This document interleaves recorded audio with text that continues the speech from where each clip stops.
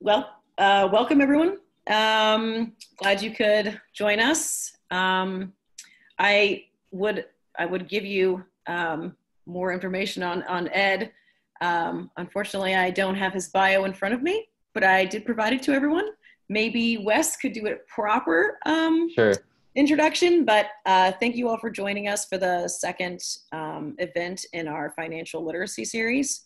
For those of you who made it to our first event, we went over negotiating, a federal salary and, landing your first job.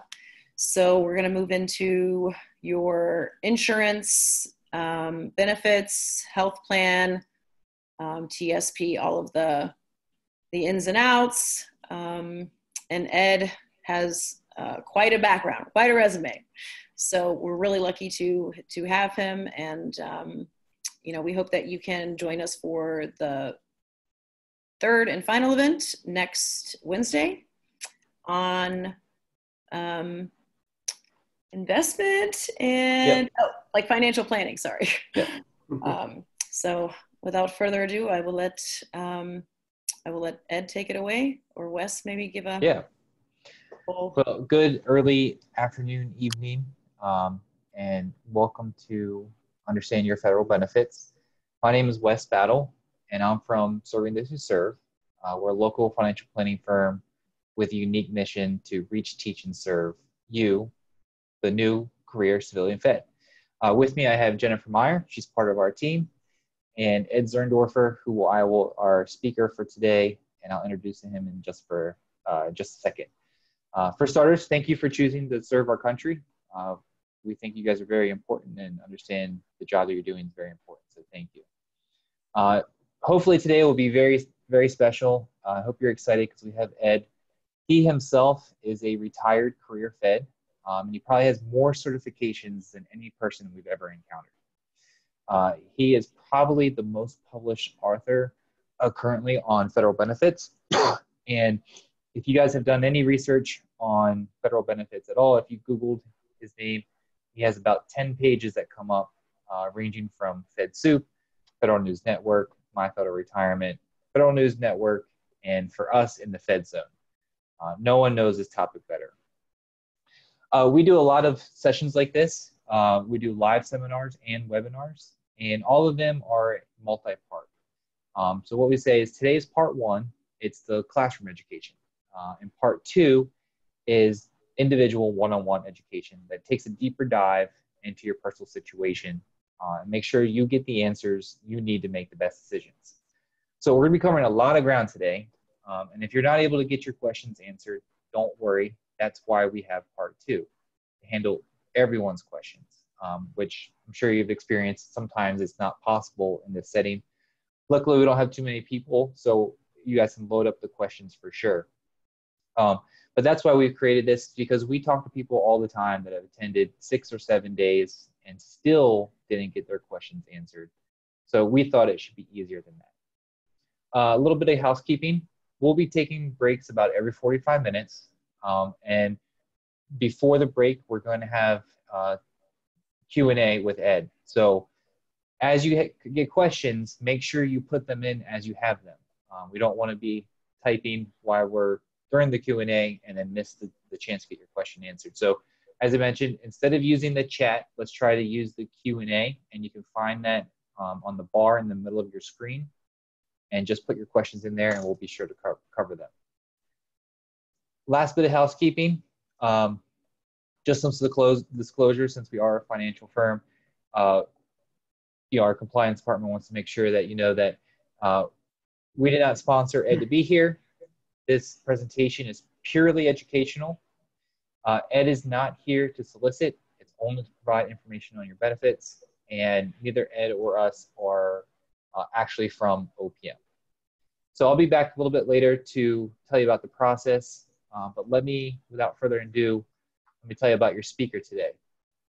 So Ed has helped federal employees understand their benefits and make better retirement decisions for over 20 years. This was after his career as a Fed. And I'm going to read these designations off because I don't want to miss one, and it's a long list. So he is a certified financial planner, a chartered life underwriter, chartered financial consultant, certified employee benefits specialist, enrolled agent, chartered federal employee benefits consultant. He is a member of the Maryland Society of Accountants, the National Association of Enrolled Agents, the International Society of Certified Employee Benefits Specialists, the Financial Planning Association, the National Association of Health Underwriters, and the Society of Financial Service Professionals. Ed has written numerous articles for Federal Employees News Digest on federal employee benefits and is a moderator of FedSoup's question and answer forum. He writes a weekly column for My Federal Retirement and the Fed Zone, and he appears on Federal News Radio and is the star guest blogger in the Fed Zone, brought to you by us. So with that, here's Ed. Thank you, Wes, for that introduction. Before I get started, first of all, I want to thank Alexandra for arranging this webinar. I can't do it unless we have the support of the organizations. I want to thank her. And of course, I want to thank Wes and Jennifer Meyer from Serving Those Who Serve for assisting me on this. Good afternoon, everyone. I hope everyone is well. It's a pleasure talking about federal employee benefits to new federal employees. I just want to point out, I've been doing these webinars for over 20 years, and I'm very happy to report that when I do the retirement seminars, I get very good evaluations from the attendees. But one of the comments I have received on numerous occasions about my retirement seminars is the following. Ed, you gave us very good information, but there's one thing wrong with your seminar. And I said, what's that? Where were you 25, 30 years ago when I first started in federal service? If you only would have given me that information, I wouldn't have messed up. And now, as a result of my messing up, I have to work longer. And that's exactly why we're here today.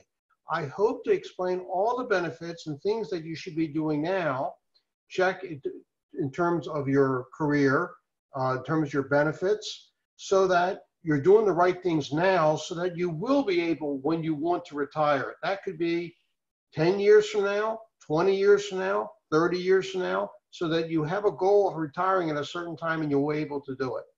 The way I run the seminars is very simple. Please, this is not my webinar. This is your webinar. Please do not hesitate to put that question up there so that I'll be able to answer it during the, we're going to have two Q&A sessions. All right, with that, let's go ahead and get started. And I just want to mention that Wes said I do a lot of writing. I write for 2 websites. You have free access to these websites. What do I write on? I write on federal employee benefits. You name it, I write on FERS. I write on CSRS, the older retirement system. Many columns on insurance issues, tax planning, estate planning, you name it, I write about it. You can find those columns in 2 places. One, I write for the Serving Those Who Serve, place called Fed Zone. It's up here on the screen. I also write similar columns for another website at myfederalretirement.com. I write 1 column a week, every month on both of these websites, and you have free access to the columns. Please take advantage of it. Okay. So let's start off with the basics. As new employees, you most probably are in the FERS retirement system. I say most probably are because there are 2 retirement systems out there that cover the federal employee workforce. One is the older retirement system known as CSRS that I was a part of. I came into the federal government in the early 1970s. I was hired. And I want to point out something. When I was hired back almost 50 years ago in the early 1970s, I remember going to orientation. And at orientation, they sat us down and said the following: all you have to do is your job. You don't have to make any choices regarding your benefits. There was no Thrift Savings Plan back in those days. There was one health insurance plan, Blue Cross Blue Shield. There was no dental insurance. There was no vision insurance. There was no long-term care insurance. There was no flexible spending accounts. You didn't have to make any choices. Everything was there, and all you had to do was do your job. They took a certain amount of money out of your paycheck to put into the CSRS retirement system, and they said, as long as you do your job, you work 30 years, then you can retire and live happily thereafter. Well, then FERS came along in 1984, and things changed because FERS employees have to make a lot of choices. And depending on when they make these choices and how they make making the right choices will determine when they're going to be able to retire and if they can retire, if they can really afford to retire. So if someone was hired as a full-time or part-time permanent employee, I say permanent employee as opposed to a temporary employee, and I'll explain the difference here in a moment. Before January 1st, 1984, that individual was put into the old system CSRS. If they were hired after December 31st, 1983, as a full-time, even a part-time permanent employee, they were put into the federal employees retirement system. So the cutoff date is January 1st, 1984. So you're probably sitting down saying, gee, I have to be FERS. Well, maybe not. And I say that because you might be thinking, well, wait a minute now.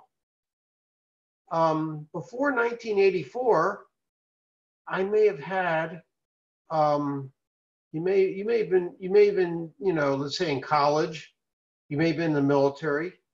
If you served in the military, does that count? No, that doesn't count.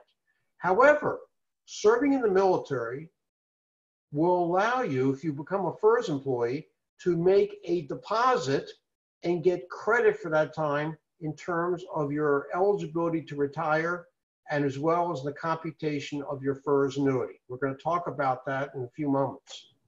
But being in the military will not determine what retirement system they put you into once you were hired into federal service. Another example, you may have had a temporary position in the federal government. What is a temporary position? What does that mean? For example, you may have been in a work-study program. Maybe you were in high school. Maybe you were in college and you were in a work-study program. Maybe you had a summer job over the summer. You worked for a national park. Maybe you worked for the Postal Service during your Christmas vacation, the month of December, when the Postal Service used to be really busy and you were helping deliver the mail during the holiday season, you know, delivering, helping sorting the mail during the busy season. As a temporary employee, only as a temporary employee. How do you distinguish between a temporary employee and a permanent employee? Well, as we're going to find out here in a few moments, this is not a freebie. When you're a CSRS or a FERS permanent employee, you're paying into the retirement system. A part of your paycheck is being deducted every payday in order to be covered by FERS or CSRS that will make you eligible to retire under those retirement systems. We're going to see what that amount is here in a few moments. So temporary service is also an example. Well, that will not determine what retirement system you're put into. However, temporary service like military service, you would be allowed to buy it back under certain circumstances and get credit. All right, so first question. What retirement system are you covered by? And you're probably going to say, well, you said if you were hired after December 31st, 1983 as a permanent employee, you got to be FERS. Okay, so you're FERS. Next question, then prove it to me. What official document do you have that tells you what retirement system you're covered by? Answer, SF50. SF50. Everyone has an SF50, Notice of Personnel Action. When you were hired into federal service, you were given an SF50. It showed your hire date and some other things on that SF50, and that SF50 is actually updated through your federal career. When you get a job promotion, when you change jobs, change federal agency, it's updated. I'm going to be concentrating on 2 boxes of your SF50. I do give homework in these webinars, and your first assignment is, don't do it now, but do it when you get back to your desk or have access to it, you know, from your computer, is to access your most recent SF50 and look at 2 boxes on the SF50. Box number 30 on your SF50 will say retirement plan. It's coded, the word retirement plan. The Office of Personnel Management runs the show here. They run the show here as far as federal employees are concerned. And OPM has coded box number 30 according to what retirement plan you're supposed to be covered by. I have put on the screen here all the codes that apply to the various retirement systems, including CSRS. We got something called FERS offset. We have something called FICA. What does that mean? We'll talk about that. And here's you see FERS. But notice for FERS, I got a whole bunch of codes here. And you're saying, what the heck do these codes mean? Well, let me just say this up front. Please do not ask me the question. What do the codes mean? I'm strictly the messenger here. I have no idea where they came up with these codes. Okay, but I will tell you, you need to have the right code in box number 30. And that's why when you're able to access your most recent SF50, I want you to check to make sure you got the right code. I'll tell you what your code should be given when you were hired, given that you're covered by FERS. Okay, so we have here CSRS 1 or 6. We have for FERS offset CRE. FICA means you're not covered by either retirement system. You're just paying Social Security tax. Give me an example of someone who's only paying Social Security tax. Someone who's a temporary employee. Say somebody was hired over the summer, just to work for the agency over the summer. Maybe they worked in a national park. I don't know. Maybe they worked. Maybe they had a fellowship or an internship, and they were just hired. They got paid. They got a salary. But coming out of their paycheck were federal, state taxes, Social Security taxes. That's what FICA is. That individual is not paying into any retirement system. So they would have a code 2 in box number 30. Now we get to FERS. The FERS retirement system consists of 3 components. When you retire from FERS, you will receive 3 types of pension income. The first thing is the FERS annuity, which I'll talk a little bit about today, the FERS annuity. The second thing you will be receiving when you retire from federal service is the Thrift Savings Plan, the TSP, which you are contributing to, hopefully, as much as you can as we speak. We'll talk about how much you can put in this year. And you that's coming out of your paycheck. And the third thing is Social Security. FERS employees are contributing to Social Security. So eventually you will be receiving Social Security as early as age 62. I'm not going to be talking much about Social Security today, but I just want to say this, that most people say, well, Social Security, I don't have to worry about it. It's for the old people. No, it is not necessarily for the old people. I know people who are in their 20s, early 30s, who are receiving Social Security disability checks. I know you're thinking, well, Social Security retirement checks is for old people. Yeah, but there are people who are getting Social Security disability.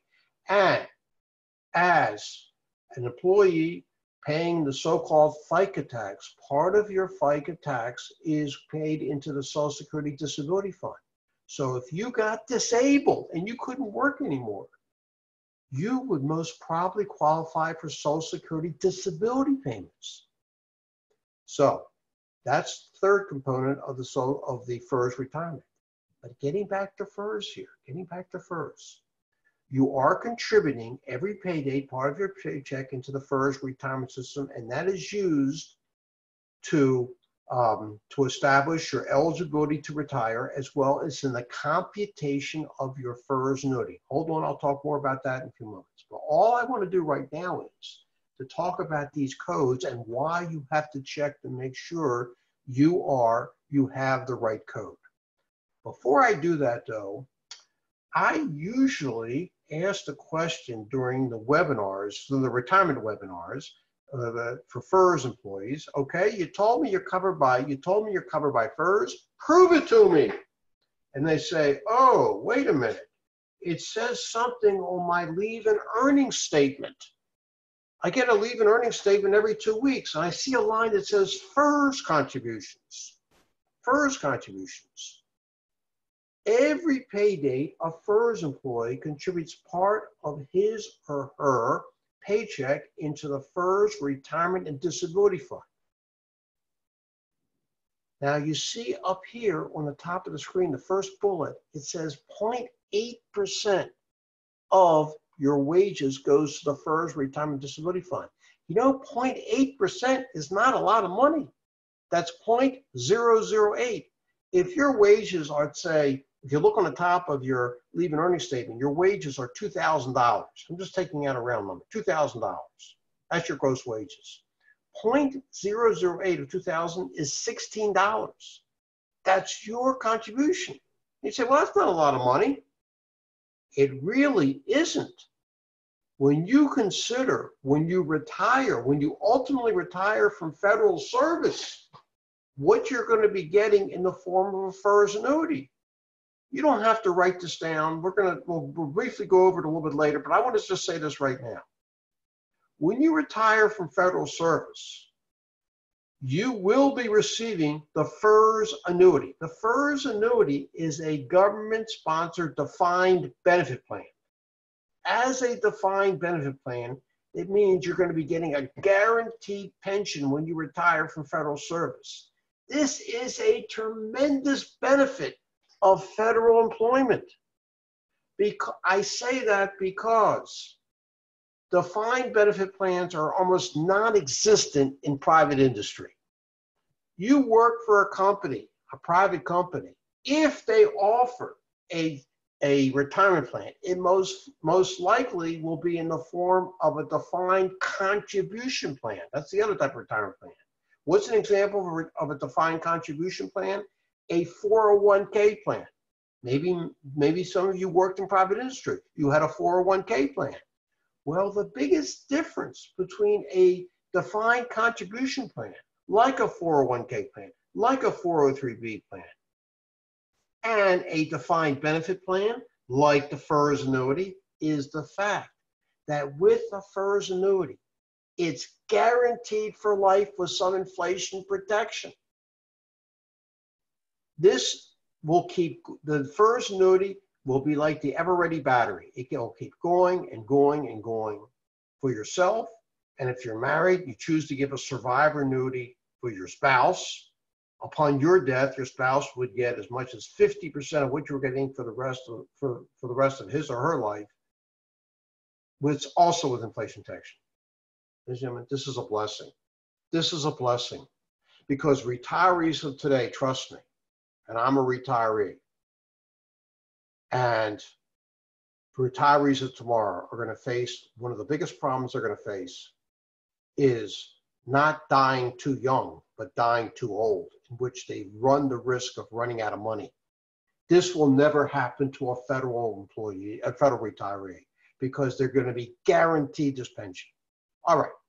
So in computing the FERS annuity, the more years of service you have, the more and the higher your high-through average salary, the larger will be your starting FERS annuity.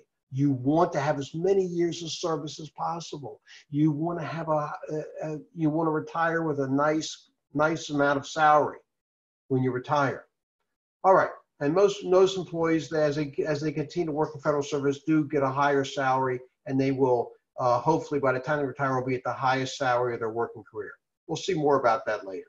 All right, so this 0.8% is the employee's contribution to the retirement each pay date. They're getting credit for their service by contributing the 0.8%. That's not a lot of money. They also are paying, as I mentioned, the FICA tax. There's the FICA, there's the Social Security tax.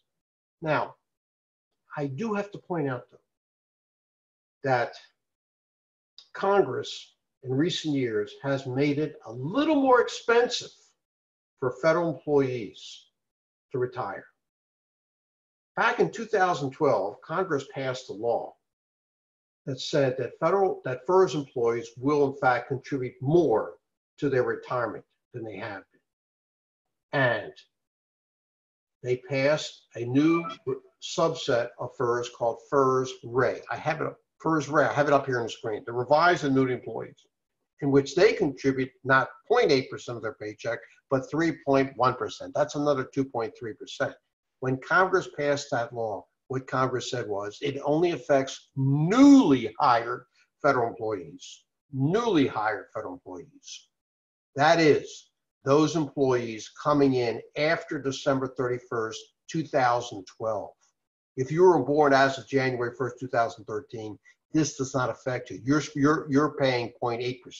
Then Congress did it again. They passed another law back in 2013. They created another subset of FERS called FERS Frey, further revised new employees.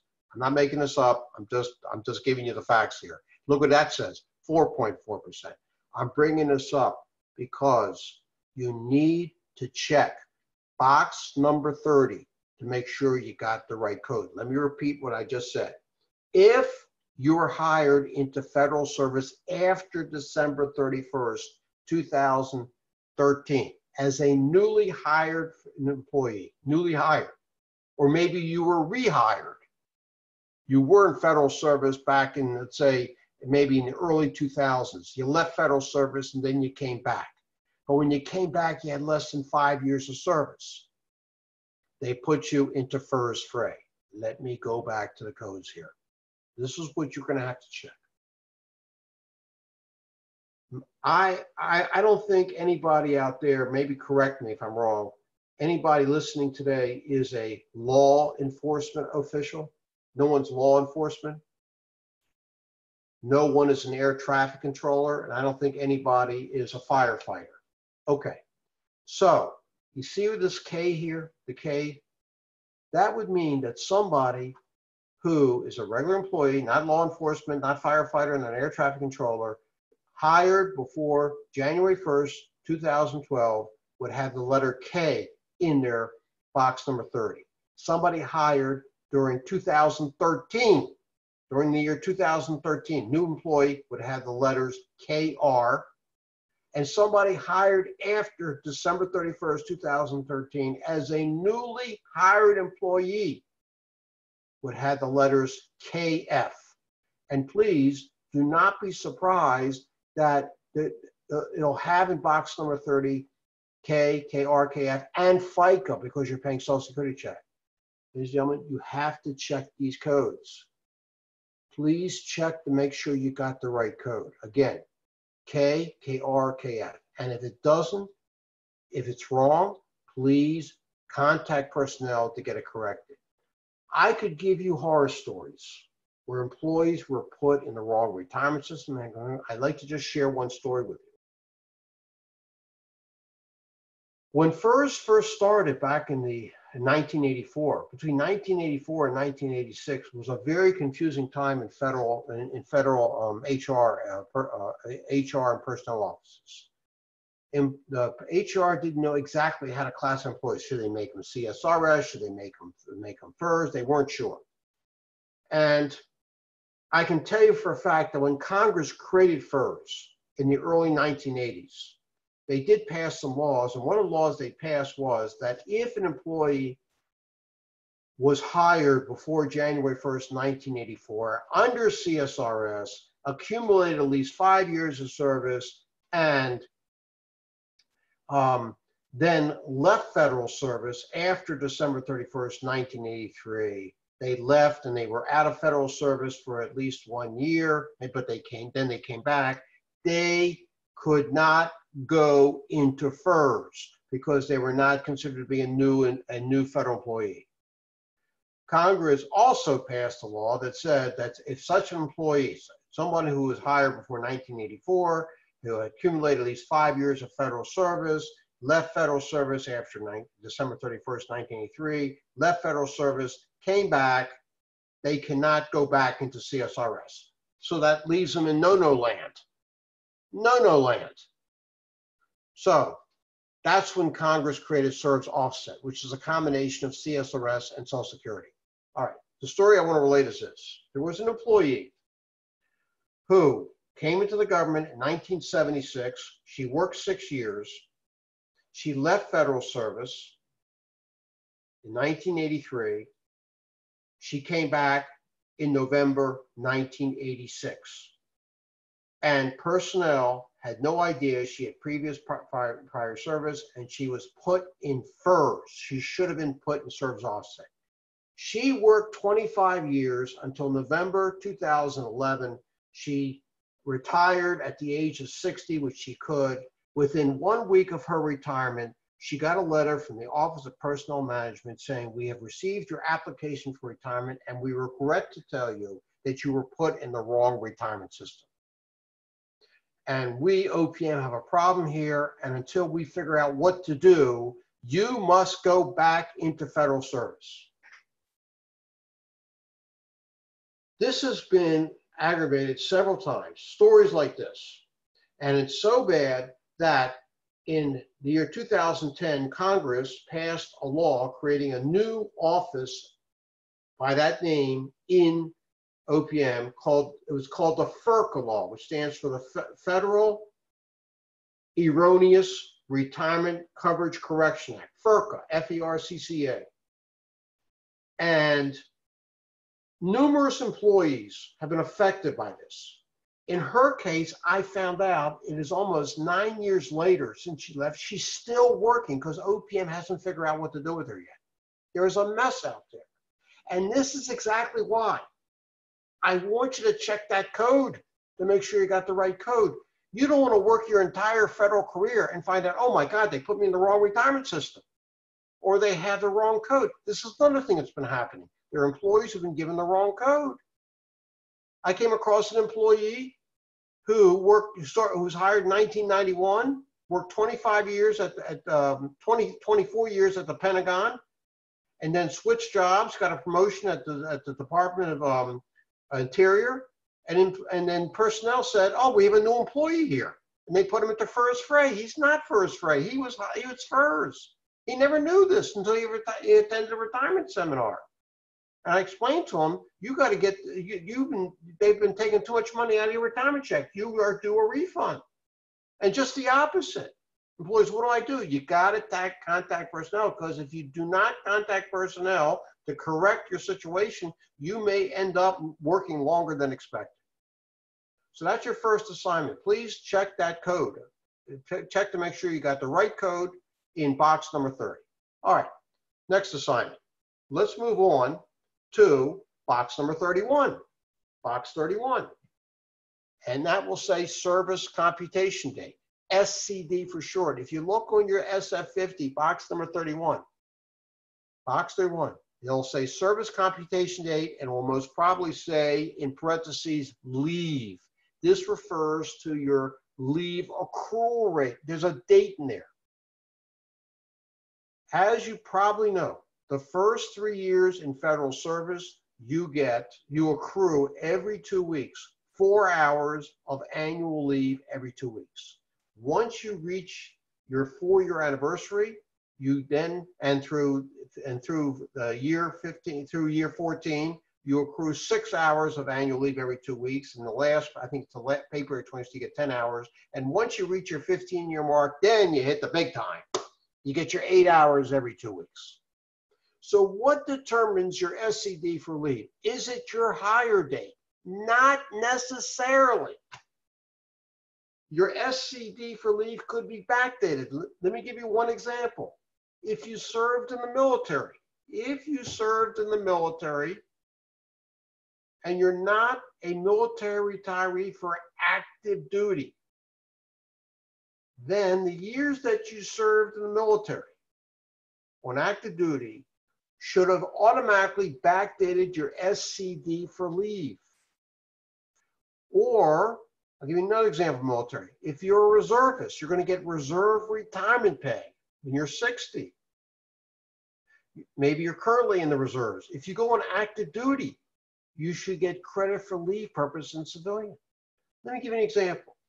Suppose somebody was hired exactly, let's say they were hired, what's today? Today's October 6th. They were hired to federal service on October 6th, 2018, 2 years ago. But prior to coming into federal service, they had 3 years of military service. Active duty, 3 years of military service.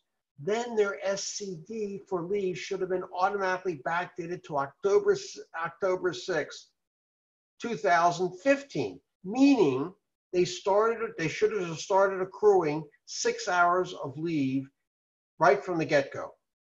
Did they have to make a deposit for that? Absolutely not. No deposit required to get credit for leave purposes. Another example, maybe you had some temporary service sometime, anytime. It could have been in the 70s, 80s, 90s, 2000s. You had some temporary time. Example, you were in the Peace Corps. You served in the Peace Corps, or maybe in Vista. That time is considered to be temporary time, and you should get credit for leave purposes.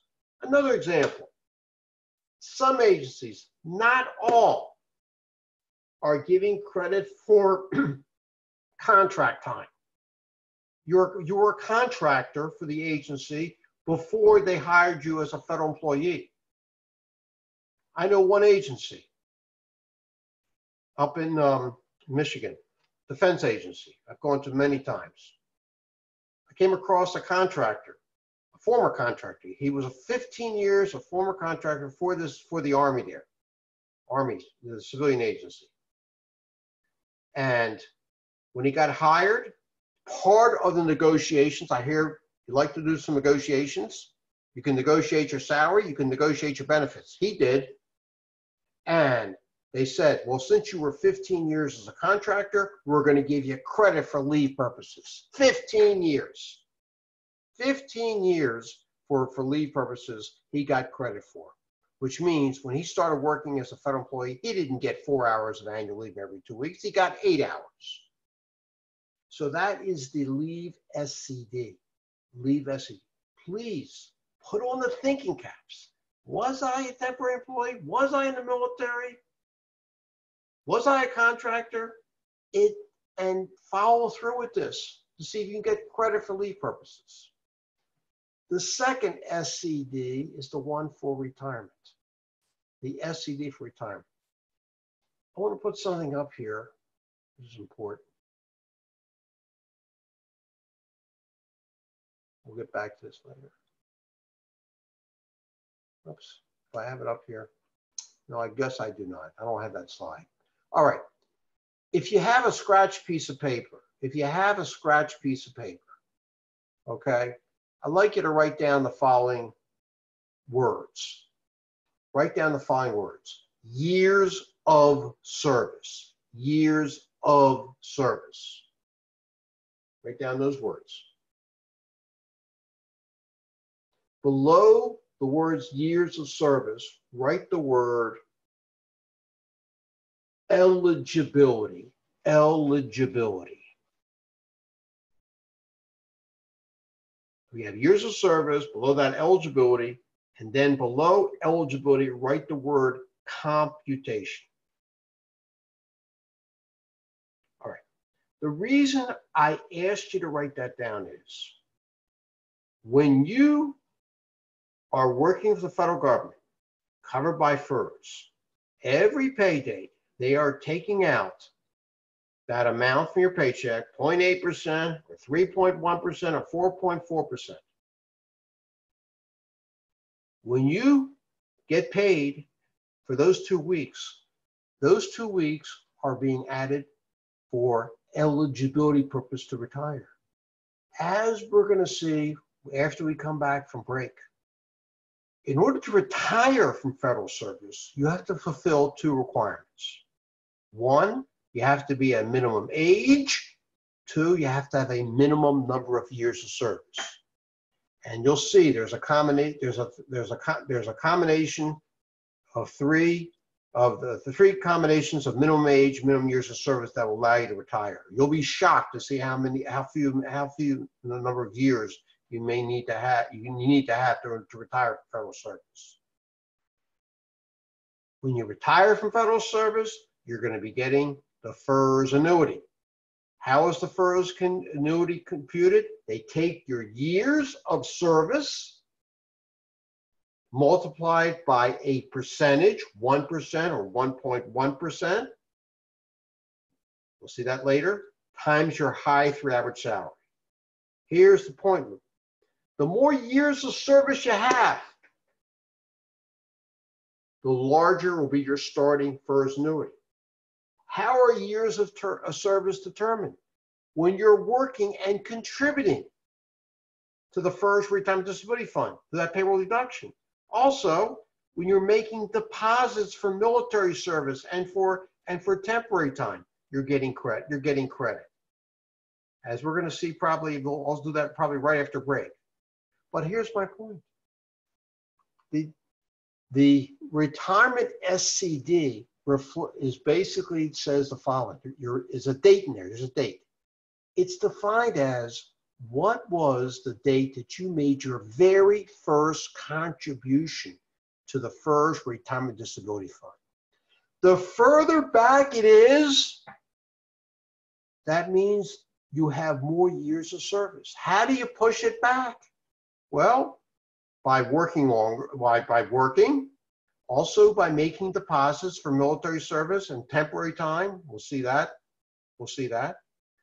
But it's also used for computation. And don't forget about eligibility. You want to get that SCD back as far as you can. Now, it's been my experience that the SCD that shows up on your SF50 box number 31, it will say leave.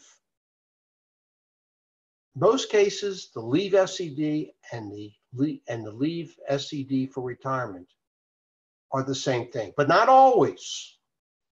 You need to check officially what your SCD for retirement is. It is very important that you have that you know exactly what your SCD for retirement is, not right before you retire, not in mid-career, but now, to make sure it is correct. When we come back after break, we'll talk about making deposits. I've seen many occasions where individuals made deposits for temporary time or for military service, and their personal office did not adjust their SCD for retirement. Big mistake. So how do you find your SCD? How do you find out your SCD for retirement? Check with personnel, or you can email OPM at retireopm.gov. Just ask them. Very curious what my SCD for retirement is. Please, you got to do this. This is part of your assignment here. This is for your good. And finally, there is an SCD on your TSP statement. I know as newly hired employees, relatively newly hired employees, you have been contributing to the TSP. And how are you contributing to the TSP? Well, first of all, via payroll deduction, hopefully. In fact, let's talk about this now. Oh, here's that slide I was talking about. Here's that slide. I'll leave it up here for a moment. That years of service are being used for eligibility and for computation purposes. I'll leave it up here for a moment. But let me just say this. In the year 2020, all federal employees can put in $19,500 to the TSP. $19,500. In our next session, a week from tomorrow, October 14th, I'll be talking a lot about the TSP. A lot about the TSP. All I want to say right now is the following. That I know you probably have a lot of expenses as new employees. Maybe you have young families. Maybe you have a mortgage. Maybe you have student loans. I have 4 children, all married. They're struggling. Of course they are. I've been there, done that, all that good stuff.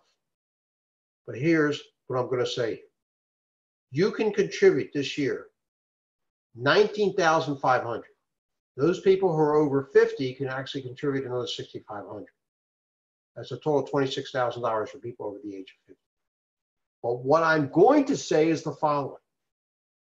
I plead with you, as new employees, contribute at least 5% of your pay each pay date to the TSP. And the reason I say that is because even if you're not contributing to the TSP, you're not putting any money into the TSP at all, your agency always puts in 1% of your gross pay. That's your SF50 salary. You have to contribute to the TSP. At the very least 5%. And the reason I say that is, once you start contributing to the TSP, that's when the agency will start matching your contributions. You put in 1%, they're going to match the 1%. And you put another 1%, they'll match another 1%. You put another 1%, they'll match 1%. And then once you reach 4% of your money, they'll put in 0.5%, and then 5% that you're putting in, another 0.5%. So it comes down to this. If you contribute at least 5% each pay date, your agency will put in, we know the 1%, that's automatic, but then they'll put in the other 4%. By contributing at least 5% each pay date for the year, you'll have a total of 10% put into your TSP account. Now, I'll get into the different types of TSP account, the Roth and the traditional. I'll talk about which ones I think is better. They're both good. They both have advantages, some disadvantages. But right at this point, all I want to say is put in at least 5%. 5% each pay date. And in so doing, you'll get a total contribution for the year of 10%. Understand that the maximum $19,500 is the agency contribution. The agency contribution, the 1% and the 4% maximum match is not part of the $19,500. The $19,500 maximum year has to come from your paycheck. And maybe over time, as things get better, a little more affordable, start to increase your contributions to the TSP. More about that next week. Right now, I want to talk about this SCD for TSP because you may not end up retiring from federal service. You may leave federal service. If you do leave federal service, you can actually leave your money in the TSP. You don't have to take it out. I can't think of a better place to keep it, at least for the time being. What money, if you decide to leave federal service, has to stay with the government? Well, your contributions that you made via payroll deduction will stay there. They stay with you. You made those contributions as well as all the earnings, it stays with you. Even the matching contributions you keep and the earnings from that. But the 1% of gross pay, 1% of your SF50 salary that you make, that you receive,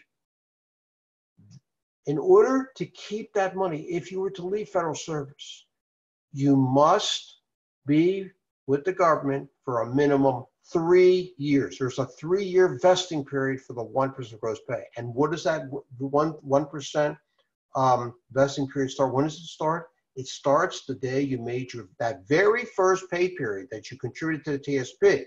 Now, ever since the year 2010, when a federal employee was hired, the very first pay period, the agency took out 3% from their paycheck to put into the TSP, right from the first paycheck. It used to be they had to wait, a new employee had to wait for 2 open seasons. That's long gone. So what I'm saying is, when your very first paycheck, the date of that pay period, go forward 3 years, and then you're vested in the 1% of gross pay. So you have to be with the government for minimum 3 years. We're going to talk about actually staying with the government for at least 5 years. And when we come back from break, why 5 years is the golden number. But right now, for TSP purposes, for vesting, just the 1% is 3 years. All right. I have reached a good point now for questions. And when we come back, we'll talk about deposits and other things. So Jennifer, I am ready for questions, please.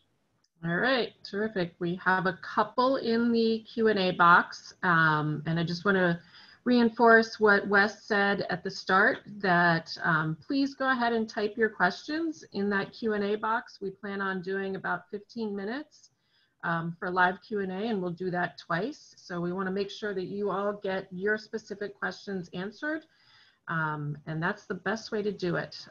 One question that I saw that came up in the chat box that I'm just going to do real quick regarding leave, Ed. So is it really 4 years for 6 hours, not 3? After 3 years of federal service, you start accruing 6 hours. Okay. Perfect. All right, so these are a couple of good ones that I think you're going to really like, Ed.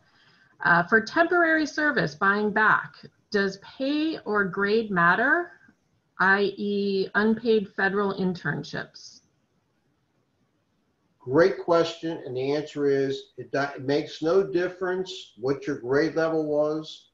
As we're going to find out when we come back, a deposit for temporary time is 1% of your wages, whatever, when you were a temporary employee.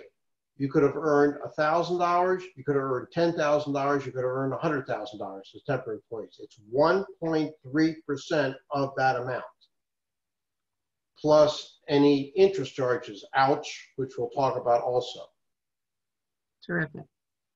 All right, here's another good one. In the Peace Corps, I was told my 2 years of service could count towards retirement, even though volunteers are not technically federal employees. Do returned Peace Corps volunteers have trouble with this process?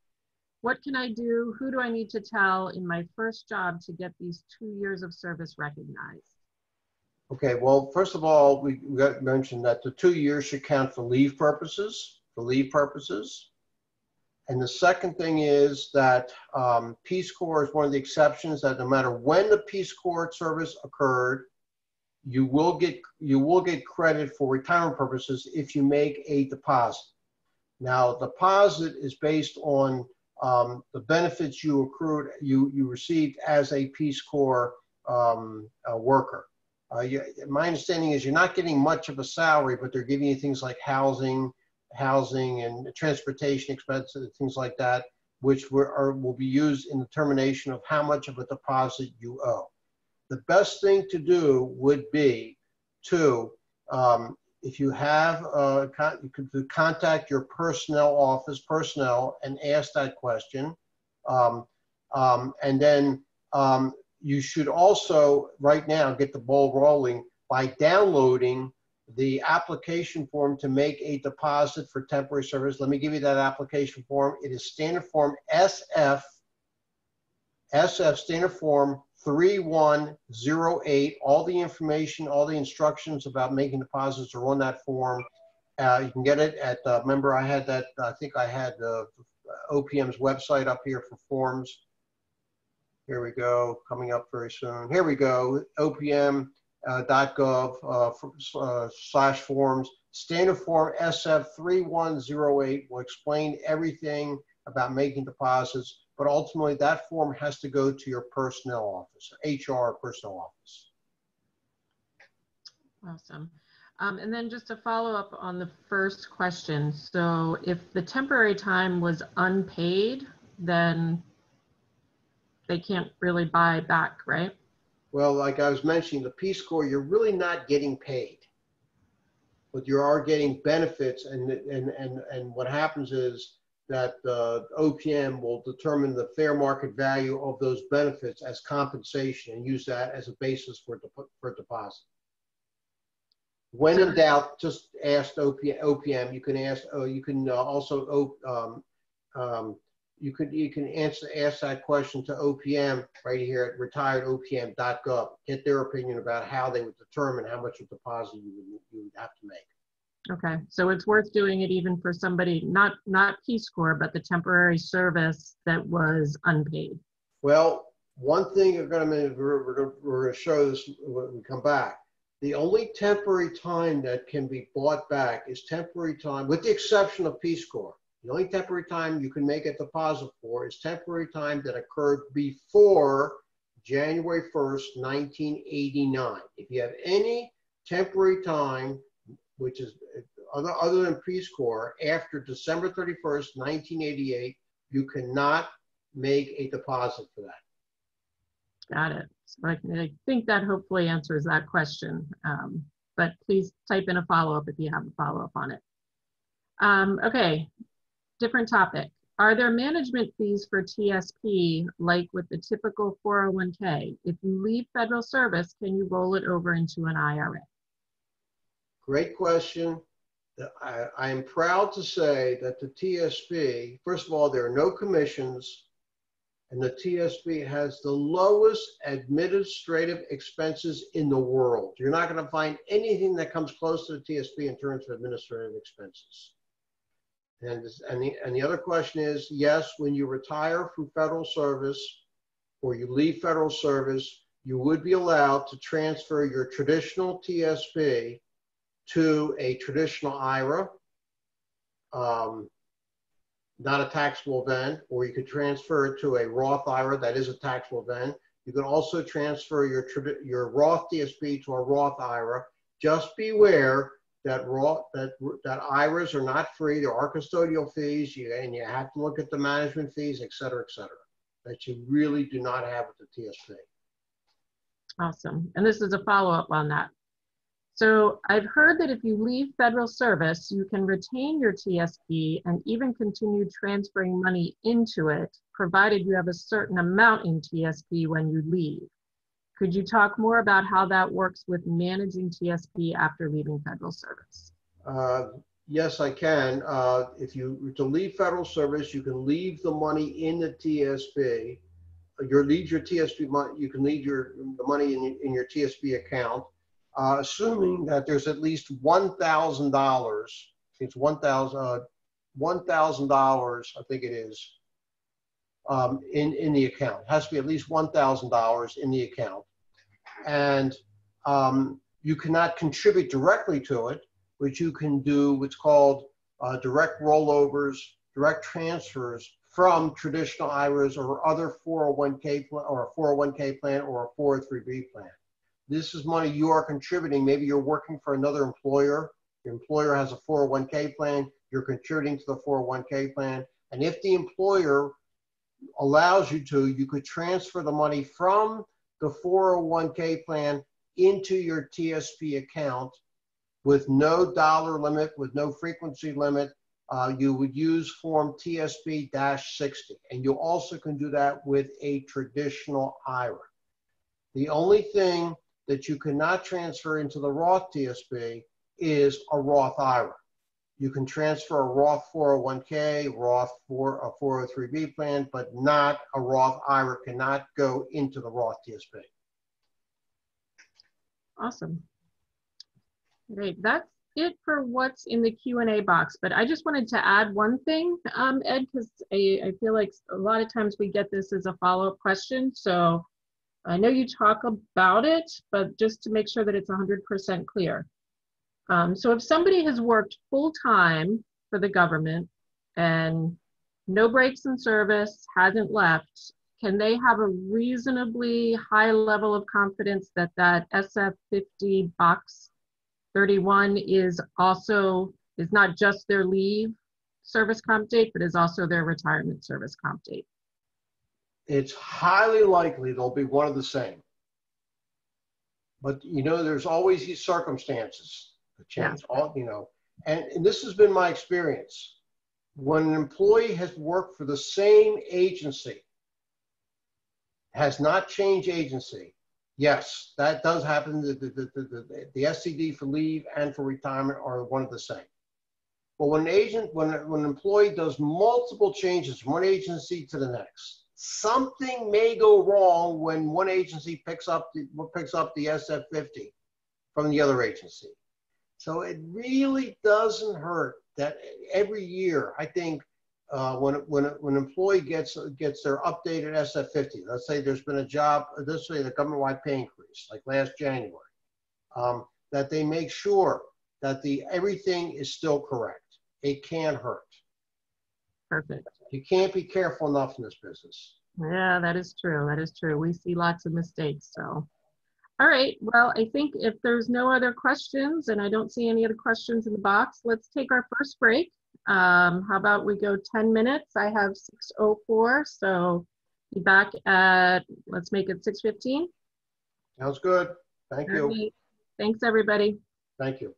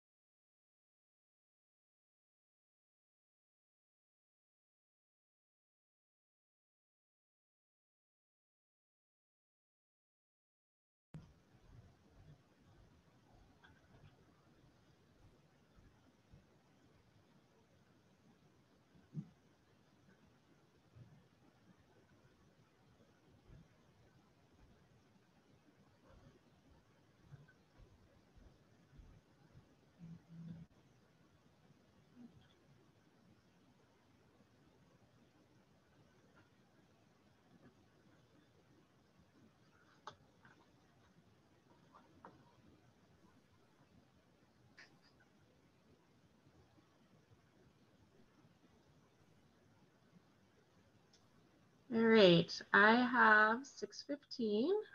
So before I turn it back over to Ed, I just wanted to give a little bit of an explanation to something that Wes referenced in his introduction. So our company is Serving Those Who Serve, and we are a local financial planning firm. And when we put on these webinars, oftentimes we talk about there being two parts to the webinar. So today is what we call part one, which is general education. A lot of the information today will pertain to you, but not all of it will necessarily. So what we found over the years is that people would come to these webinars and they would have two questions. What is the benefit and how does it work? And then at the end of the webinar or seminar, they would have a third question, and that would be, how does it impact me and my specific situation? And I think we've already seen today, just based on some of the Q&A, that a lot of you have unique situations that maybe aren't necessarily just, you know, the run of the mill. I've worked for 40 years as a federal employee and I'm getting ready to retire. So we created what's called part two, and it's personalized education. So I'm just going to take a minute to explain what that looks like. So part two is the opportunity for you to meet with one of the Serving Those Who Serve financial advisors to review your benefits and your situation. All of the Serving Those Who Serve advisors are certified financial planners, as well as chartered federal employee benefits consultants. So we really know our federal benefits stuff. And I think that anybody that has worked with us will say that we know it much better than any other financial advisor they've worked with. So in these part two meetings, what we do is we give you a report that details your benefits. So we take a look at your pension, your health insurance, your FEHB life insurance, your TSP, and also can take a look at long-term care. In addition, we do have the, we walk people through the process of buying back time. It's not something that just happens automatically. There is a process to it, like there is with everything in the government. So that is something that we can walk through with you. One of the things that we like to talk a little bit about is the reports that you get from HR. So when you're getting ready to retire potentially from federal service, you'll get an estimate from HR that looks something like this on the right of your screen here. And this report has some really good information in it, but it's only good for the first year that you retire. And we know that nobody plans on only being retired for 1 year. So our report gives you not only what things look like in the first year of retirement, but throughout retirement. So for example, when we take a look at your pension, your HR report gives you an estimate on the date that you tell them that you want that report run for. Our report gives you multiple dates. So you can weigh the advantages of working a little bit longer and also weigh the advantages of maybe retiring a little bit earlier. Regarding health insurance, so what we know is that many federal retirees underestimate how much their health insurance will cost them over their retirement. So again, your HR report gives you an estimate for year one, and our report gives you an estimate for what your premiums are likely to look like for many years into retirement. And lastly, Social Security. So that's probably one of the hardest decisions that federal employees will make is when to take Social Security in order to optimize their benefit. Your HR report, again, just gives you sort of one scenario, but we're able to look at multiple scenarios there. So pulling it all together, when we review this report with you, we go into your specific situation and you don't even have to leave your car. Our goal, very simply, is to make sure that you get your questions answered. I'm going to launch a poll here in just a second, and that will be your indication that you would like to participate in the part two process. Again, it's complimentary and there is no obligation. Our goal is very simply to make sure that you get your questions answered and you have a better understanding of your federal benefits. So I'm going to launch that poll, and Ed, I'm going to turn it back over to you. Great. Thanks very much, Jennifer. Good information. Okay, so I'm going to go back Okay. I'm going to talk now about these deposits I was referring to before we took a break. Deposits for military service, deposits for temporary time. When you were in the if you served in the military, you were not contributing to FERS. When you were a temporary employee for the federal government, you were not, nothing was coming out of your paycheck to that would go into the FERS Retirement and Disability Fund.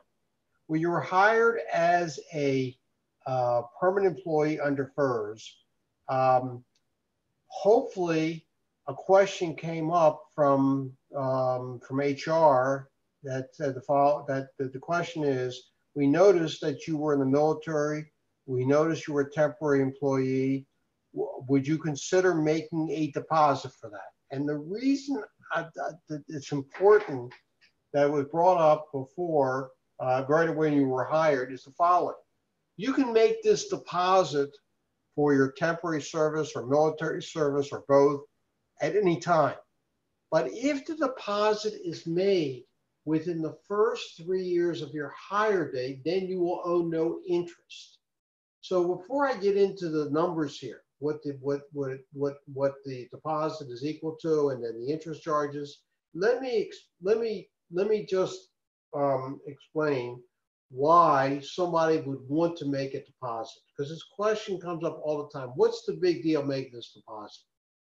Recall earlier we talked about when you can retire. In order to retire from federal service, you have to fulfill 2 requirements. 1, you have to have a minimum number of years of service. 2, you have to be at a minimum age. And very shortly, we'll show you what those combinations are. There's actually 3 combinations of minimum age and minimum years of service. And 2, when you retire from federal service, you will get a FERS annuity. And the FERS annuity is calculated based on your years of service. The more years of service you have, the larger will be your starting annuity. So by making this deposit for your military service and or temporary time, you would be increasing the number of years of service that would allow you to perhaps retire earlier than expected. Also, by making this deposit, you will be getting a larger starting FERS annuity. So, is it worth it? And boy, do we get this question all the time. What is the big deal? What am I gaining? What am I gaining? Now, before we get into a specific example, what you're gaining, let's go through the numbers here to see how much you would owe for a deposit.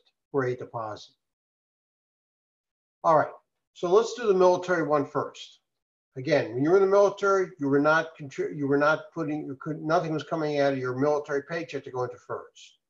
So if you're not a military retiree for active duty, if you're a military retiree for active duty, in order to get credit for those active duty years of service, the first thing you would have to do is to waive your military retirement check. You cannot buy back your time of the years that you were of active service as a military retiree, get a full military retirement check, and then you add those years to civilian time. You'd have to waive the military retirement check. And generally, it doesn't make sense to do that. But again, as Jennifer mentioned, these are some of the things that come up during your Part 2 consultation with us serving those who serve representative. I am a military retiree. Is it really worth it for me to waive that military retirement check and then get credit for those years for civilian purposes? And again, not one answer. You can't say it always makes sense or it never makes sense. It all depends on the numbers here. And serving those who serve as representatives will definitely run the numbers. But if you are not a military retiree for active duty, or you're a reservist, you're going to get reserve retirement pay, and you have some active duty years, the question comes up, is it worth making a deposit for those years, no matter when this service time was? And the answer is, let's look at how much you would have to pay. in order to in order to get credit for your military service, you would have to make a deposit of 3% of your military earnings, your base pay. And if you make that 3% of your base pay deposit within the first 3 years of your hire date, you will owe no interest. Now, if you go beyond the 3-year period from your hire date, that's when you have to pay interest charges. Ladies and gentlemen, I have to tell you that it's very upsetting for a person like me who is under the old system. This was not the rule. This was not the rule. The rule was, if you were hired into federal service before October 1st, 1982, like I was, and you had prior military service, you got credit automatically. You didn't have to make a deposit. With FERS, that's not the case. And the problem is that a FERS employee who has prior military service finds out that they can make a deposit for the military service 10, 15 years into their service. They're having lunch with a friend, and the friend says, I just completed making my military deposit. And then the person says, I didn't know about this. No one told me. And now this person who didn't make the deposit right away, 10, 15 years into federal service, owes a ton of interest. So I'd like to share an example, just a very simple example. Let's suppose we were using this person who was hired on October 6, 2018. Actually, that person had 3 years of military service back in the early 2000s. They had 3 years of military service, and let's say their total base pay, 3 years, total base pay was $40,000. $40,000. So their military deposit would be equal to 3% of $40,000, which is $1,200. If they pay $1,200 between October 6, 2018, and they can do it 100 hours a month, and they do it for 3 years, 36 months, actually 30 months. That would be 30. That would be for $1,200 total over 36 months. That's 3 years. Would be probably it would be less than it would be. Hold on, don't like to guess here. Don't like to guess. It would probably be about $1,200 divided by 30. It would be about $33 a month. $33 a month, $1 a day. If they complete that deposit in 3 years, they get credit for those 3 years of military service. It's going to add 3 years to their retirement SCD. It'll backdate their SCD for retirement, and they'll add 3 years to their number of years service used for computation. And somebody says to me, I'm still not convinced it's worth it. Well, let's consider this. Suppose that same person, by the time he or she retires, has a high 3 average salary that's used in the computation annuity of $100,000. $100,000. You get, for every year of service, you will get 1% of your high 3 average salary. 1%. If you retire before 62. Suppose that person retires before age 62. So they're going to add 3 years or 3% to their annuity. So what is 3% of 100,000? 3,000. So what I'm saying is, by giving a check to the government for $1,200, this individual will get an extra $3,000 a year for the rest of his or her life. If anybody out there can tell me where you can invest $1,200 and get a guaranteed return of $3,000 a year for the rest of your life, I will quit my job tomorrow. You can't. And that's why it is so important to make that deposit within the first 3 years of your hire date. You're new employees. Many of you were hired within the last couple of years. Here's the problem. If you go beyond 3 years, then the interest meter starts as of the second year of your anniversary. If this person, my example here, hired October 6, 2018, does not complete that deposit by October 6, 2021, then the interest meter starts as of today, October 6, 2020.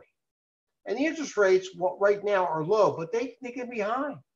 If that person goes 15 years into his or her service without making that deposit, the original $1,200 could grow to $5,000, maybe more. It's the interest charges that kill you.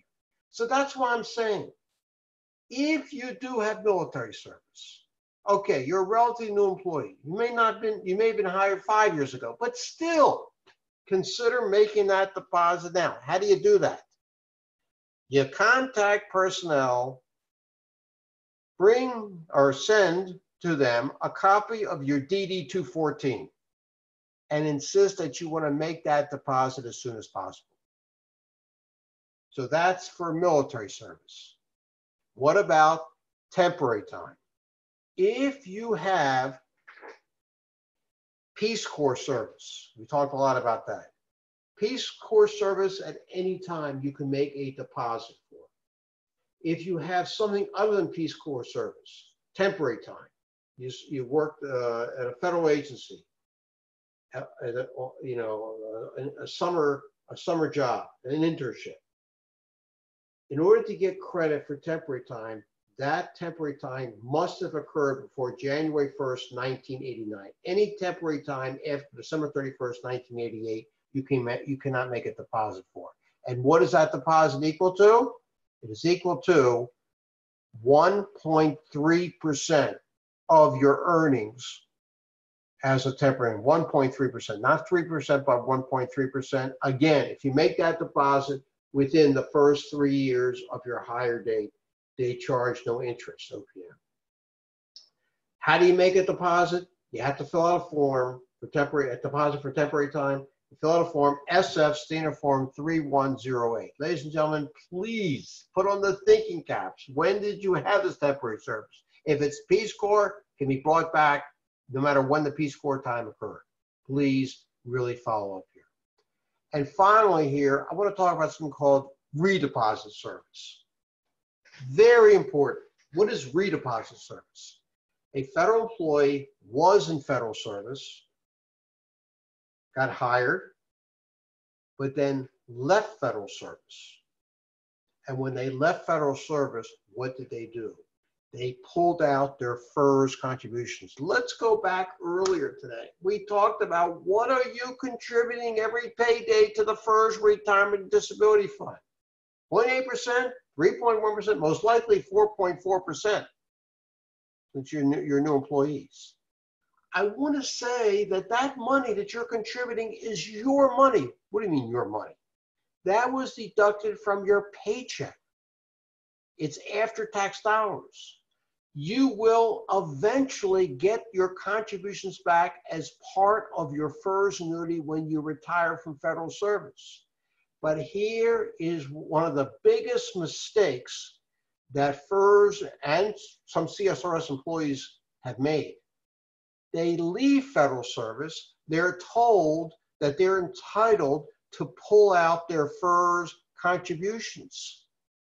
That money, those FERS contributions you're making is your money. You have every right to withdraw that money if you are thinking about leaving federal service. But I beg of you, leave the money in the system. Do not be tempted to withdraw your FERS contributions if you're thinking about leaving federal service. And the reason I say that is twofold. Number one, you could always come back to federal service. You could always come back to federal service and then finish out your career and then retire. And if you don't withdraw, and then if you didn't withdraw your contributions, you're not starting all over again. Understand, when you withdraw those FERS contributions, if you were to leave federal service, if you were to come back, you're starting all over again for retirement purposes. By leaving the contributions in the system, you're just going to pick up where you left off, both for eligibility and for computation purposes. Here's the other reason. Even if you don't come back to federal service, you decide you want to leave federal service, you get a job in private industry. If you have at least 5 years of federal service, then you would be eligible for something called a deferred retirement. You'll get your annuity later. We'll show you what later is here very shortly. But that's only going to happen if you leave your contributions in the system. We talked about leaving your TSP in the system. Please do not let anybody, I don't care if it's HR, I don't care if it's a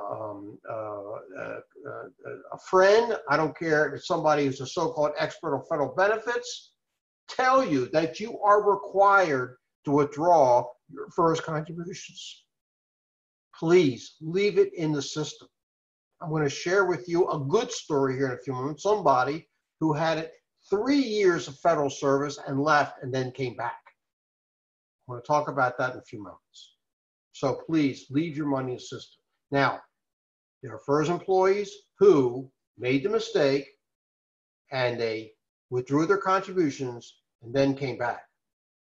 Before October 28, 2009, when such an employee came back, they were not allowed to redeposit the money.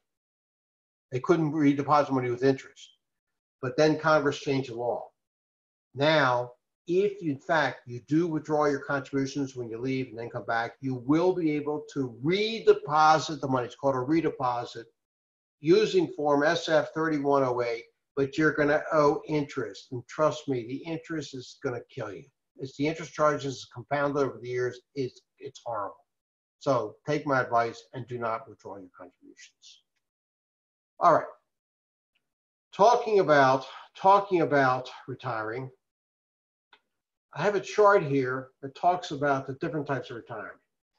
I'm not going to get into the details. This is not a retirement seminar. This is not a retirement seminar. But there are different types of retirements. One is called immediate. Immediate retirement means that you have fulfilled the age and the minimum age and minimum years of service to retire and start drawing your annuity. There's something called early retirement. If your agency is having a buyout and you have a certain number of minimum years of service, you actually could retire earlier than expected. And then we also have what's called deferred retirement, which I hinted to a few moments ago. We're going to talk a little bit about that. All right, I do want to mention, oops. I guess I can't. All right. You see up here on the screen this thing called immediate retirement. When can I retire? This is for immediate retirement. There's a combination of minimum age, minimum years of service that allow you to retire. One of them is if you have at least 30 years of federal service, you could retire at your minimum retirement age. Your MRA, there's a chart here. If you were born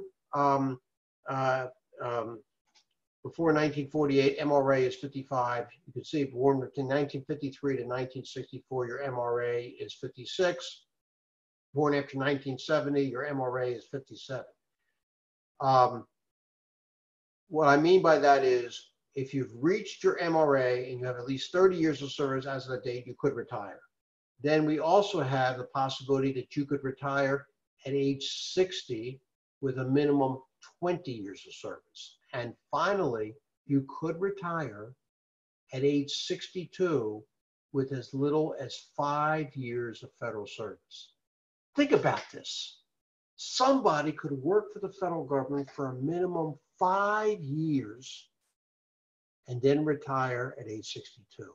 I have no idea what the age group is out there who's listening to this. All I know is they're new employees. But I know for a fact there are new employees being hired today who are, in fact, in their late 50s and early 60s. And you know why they're coming to work with the federal government? Do you think to get a big pension? Do you think to put a lot of money into the TSP? In 5 years, you can't put that much money into TSP and you can't get a big pension. The main reason is that they're looking for the health insurance benefits. One benefit that federal employees have, a tremendous benefit, is your federal employees' health insurance. With the federal employees' health insurance, it makes no difference what type of FEHB plan, federal employee health benefits plan you have. It could be a fee for service, it could be a PPO, it could be an HMO, it could be a high deductible plan. It makes no difference. It makes no difference the type of coverage you have. Self only, just yourself. You could have self plus one eligible family member. Maybe your spouse is on your health insurance. Maybe you're a single parent and you have a child under the age of 26. You have self plus one. Or maybe you have a self, you, and multiple family members, spouse and multiple children, self and family. It makes no difference. The federal government, your agency is paying on average, 72 to 75% of your premiums. You're paying the other 25 to 28% of the premiums. That is tremendous benefit. But now I'm going to give you the cake. When you retire from federal service, the government continues to pay 72 to 75% of your FEHB premiums throughout retirement. That is a tremendous benefit. Do you realize how many private companies give health insurance to their employees? Maybe to their employees, but rarely do they give it to their retirees. When a person retires from a company that's given them health insurance, the company is under no legal law. There's nothing, including the Affordable Care Act, to give that retiree health insurance in retirement. The Supreme Court ruled years ago that denying retirees health insurance is not age discrimination. Here, the federal government continues to give health benefits to its employees and retirees. I am a federal retiree. I'm enrolled in the federal employees health insurance, covering myself and my wife. When I die, she's also going to be able to keep the health insurance if she survives me throughout the time that she's living. Here's what I gotta say. In order to get this benefit in retirement, you gotta be a participant in the federal employees health insurance for at least the last 5 years of your federal service. This is exactly why some people who work in private industry their entire lives, they work for 30, 35 years in private industry, then they retire from private industry in their late 50s or 60s. They've had the health insurance benefit when they were in private industry, then they lose it, they retire, they come to work for the federal government, work a minimum 5 years, then retire at 62 with the health benefits, and they keep that throughout retirement for themselves and their spouses. So that 5 year is extremely important. I say that because the 5 year is the vesting period for a FERS employee. Let's quickly talk about, I'll just mention that there is early retirement. If an agency is having some budget problems, you actually could retire before your minimum retirement age. You could retire from federal service under FERS with, if you have 25 years of service at any age, if you have between 20 and 20, if you have at least 20 years of service, between 20 and 25, you could retire anytime after age 50. You know, I want to just say something. I've come across employees who have, let's say, 22 years of federal service. They're age 43, and they have military service they didn't buy back. They have temporary time they didn't buy back. And by buying back that temporary time or buying back that military service of 3 years, let's say, that would push them over the top to allow them to retire early. Understand, those deposits will allow you, again, if you make a full deposit, to perhaps retire earlier than expected. Another reason to make those deposits, as well as to get a higher annuity. Now, I want to talk about deferred retirement. Deferred retirement. Many of you, hopefully not, but there are going to be many of you who decide to leave the federal government. For one reason or another. Maybe you get a better job offer in retirement. You get a better job offer outside.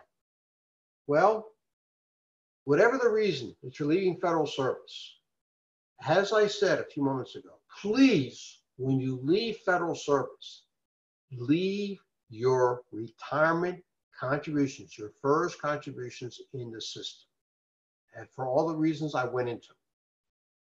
Because if you do, at the very least, you would get what's called a deferred annuity. Now, what is a deferred annuity? You'll get your annuity at a later age. Now, what's a later age? It all depends on the number of years of service you have, So if you look at this chart here, where MRA intersects 30, if somebody has at least 30 years of service and they leave the government before they reach their MRA, let's say somebody started in the government at the age of 24 and their MRA is 57 and they leave the government at age 54, they're 3 years short of their MRA. If they leave their money in the retirement, in the system, they don't withdraw their contributions, then when a few months before their MRA, their 57th birthday, they can request their annuity and OPM will calculate their annuity. Now, OPM has to be notified. There's a form. I'm not going to get into that now. This is not a retirement seminar. And unfortunately, when you leave federal service, you do lose your health and life insurance benefits. That is the FEHB and FEHB. They are not going to be restored when your annuity starts. I do want to say that if you leave federal service, you will get paid for any unused annual leave. You'll get paid for any unused annual leave, but you'll lose your sick leave if you leave federal service. And then here we have a similar thing here for when 60 intersects 20. If you leave federal service before age 60 and you have between 20 and 30 years of service, then you'll be eligible for a deferred annuity starting at your 60th birthday. And finally, if you have a minimum 5 years of federal service and you were to leave federal service and you leave your retirement contributions in the system, then you'll be eligible for a deferred annuity starting at age 62. All right, I have given you maybe 1 or 2 horror stories. I think you deserve a good story. And this is one of my favorite stories when it comes to leaving federal service. This has a very good ending. I have a colleague. She's a tremendous speaker. Her name is Linda. She's tremendous. Now, Linda started in the federal government in 1988.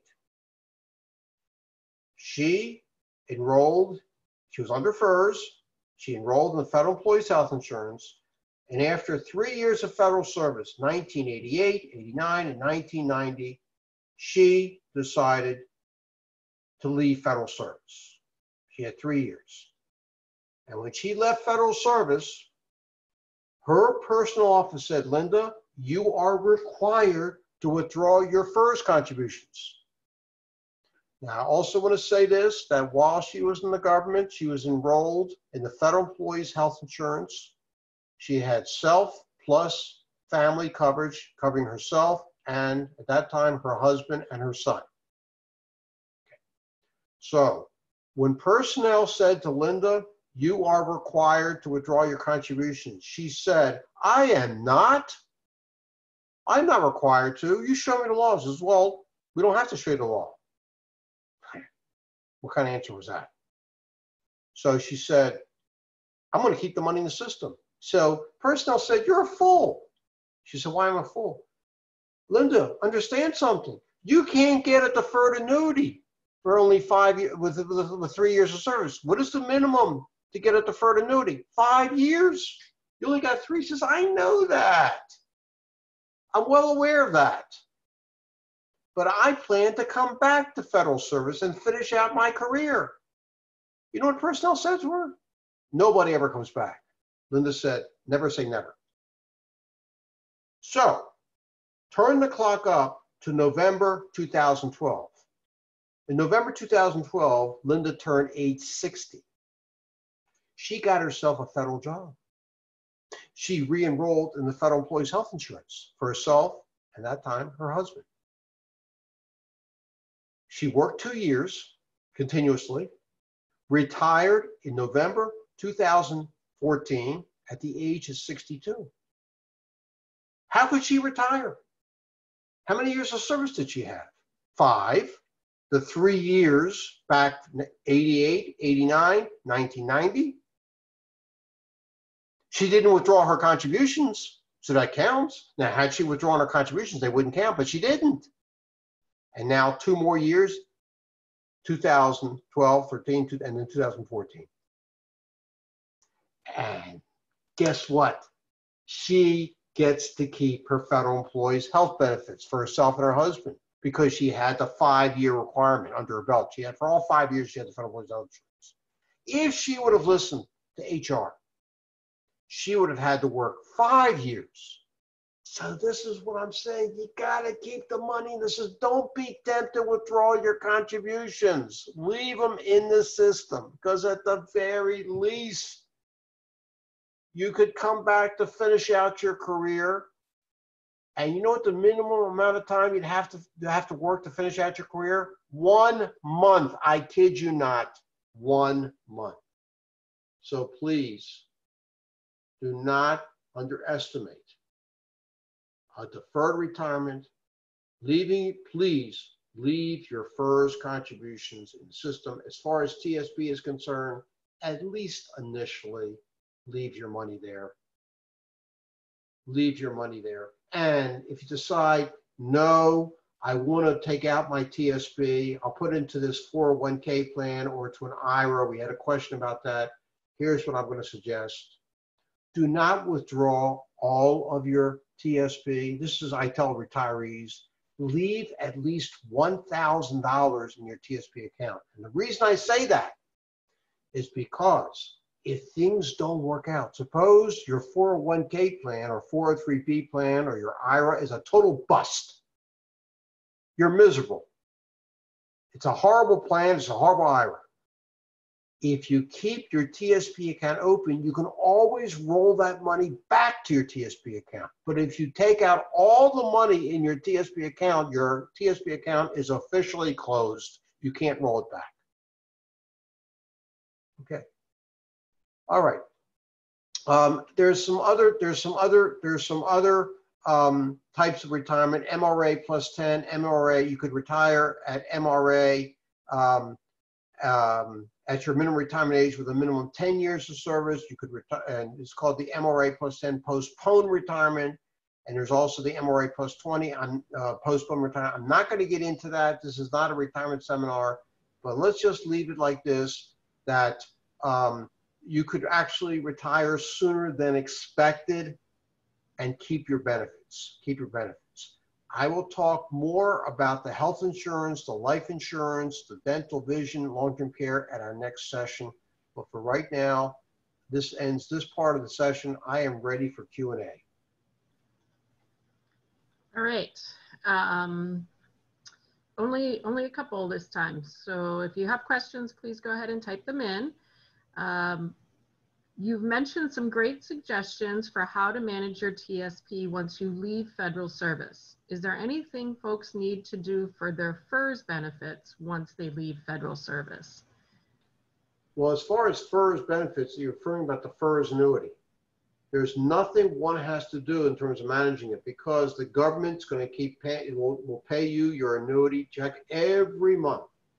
There's nothing you have to do once you retire from federal service and start receiving your FERS annuity check. That annuity check will continue for the rest of your life with cost of living adjustments starting when you're 62. There's nothing you have to do when it comes to managing your FERS annuity. All right. And then the follow-up question on that was, is it possible to work with the personalized education team if you've already left federal service? And I'll take that. The answer is absolutely yes.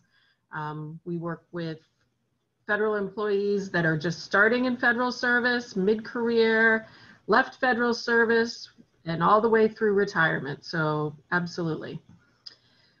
Could you review what requirements you need to fulfill in order to have the government pay for your health care during retirement? I was a bit confused by that. Okay, no problem.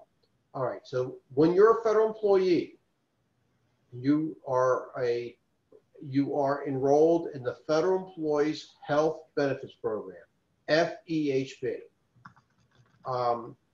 You're paying 25 to 28% of the premiums, no matter what plan you're in.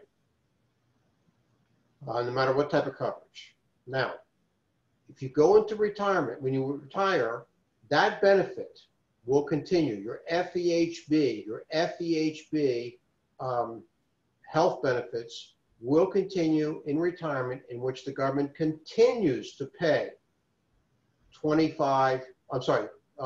pays 72 to 75% of premiums, and you as an annuitant pay the other 25 to 28%. To get that benefit that'll continue throughout your retirement, you must be a participant in the Federal Employees Health Insurance Program for at least all of the last 5 years leading up to your retirement. It has to be all 5 years leading up to on the day that you retire. I just want to mention that I had somebody who worked in private industry, who came to work for the federal government, for this purpose of getting their health insurance for retirement. And when he came into the federal government, he was 58 years old. He came in July 2014, and when he was hired, nobody told him he could enroll in the Federal Employees Health Insurance right away as a newly hired employee. Somebody told me he had to wait for the next open season, which was a mistake. He got bad advice. So here's the problem. When you enroll during the open season, or you change your plan during the open season, your coverage does not take effect until the first day of the new leave year. So in his case, the first day of the new leave year was January the 8th, 2015. He came into the government in July 2014.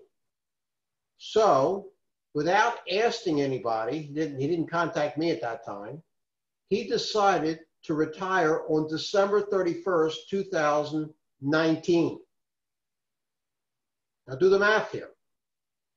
December 31st, 2019. He had 5 years of service. Could he retire? Yes, because he was over 62.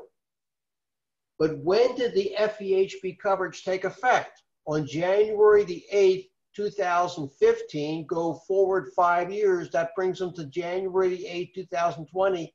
He didn't have 5 continuous years of coverage, so he was denied the FEHB coverage for retirement because he didn't have 5 continuous years leading up until the day that he retired. So please, these are the type of things you need to ask the good people at Serving Those Who Serve as a follow-up. That's why God created part 2 of this business. Very good. All right, another TSP question. Is there a way to withdraw only part of your TSP when you leave federal service and maintain another portion for if you plan to return to service, or is it better to just let it be until you're fully retired? Just leave it in there. Just leave Is it better to leave it in there, or can you take some of it out and move it back in if you return to service? Yes, the TSP's gotten very flexible. You know, when you retire from federal service, you can leave it alone. You can take out part of it. And let's say you roll it into an IRA or a 401k plan, and you don't like that IRA, you can roll it back as long as there's money still in there. Okay. The worst thing you can do, in my opinion, is to take it all out, because that shuts the door about it returning. Absolutely. Yeah. And I just want to emphasize again, we're getting a lot of TSP questions, that's fine. But the October 14th session, we're going to talk a lot about TSP. We're going to talk a lot about insurance benefits. Remember, there's an open season coming up next month that we're going to be talking about some choices you have to make. And that's the time to bring up these questions. So Alexandra, I hope we get a lot of people about benefits, and because I'm here to answer those TSP questions as well as those insurance questions. Absolutely. All right, well, that's actually the last question in the box currently. So let's go ahead and take our next break, and then we'll come back and we'll go for another 40 minutes or so, and then we'll have our last Q&A of the day before we wrap everything up. Great. During this next break, I'm going to be launching 2 different polls that I would ask everybody to please answer. These are more having to do with, you know, other information and topics you would like us to cover. We use this obviously to make sure that we're delivering to the federal employees what they want to hear about. So I'm going to launch those while we're on break, and let's come back at 7:10. Great. Thanks, everyone. Thank you.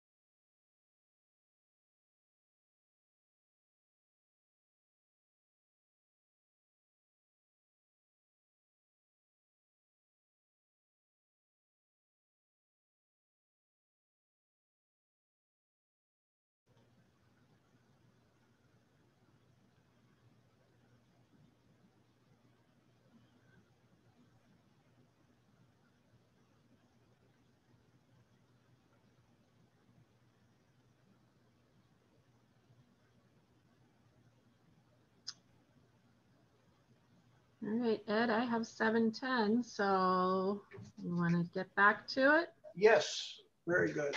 Okay. All right, welcome back, everyone. I'm not going to get into the calculation of the FERS annuity. This is really more for retirement class. What I will be saying here is that that's one of the components of the FERS retirement. You will receive the FERS annuity starting the month after you retire from federal service for the rest of your life. What I am going to talk about now is survivor benefits. If God forbid you were to die in federal service, what would happen to the benefits you have accrued up until the time you passed away? We're going to also talk about beneficiary forms here, beneficiary forms, why they're important. Really, this comes under the category of FERS, survivor benefits.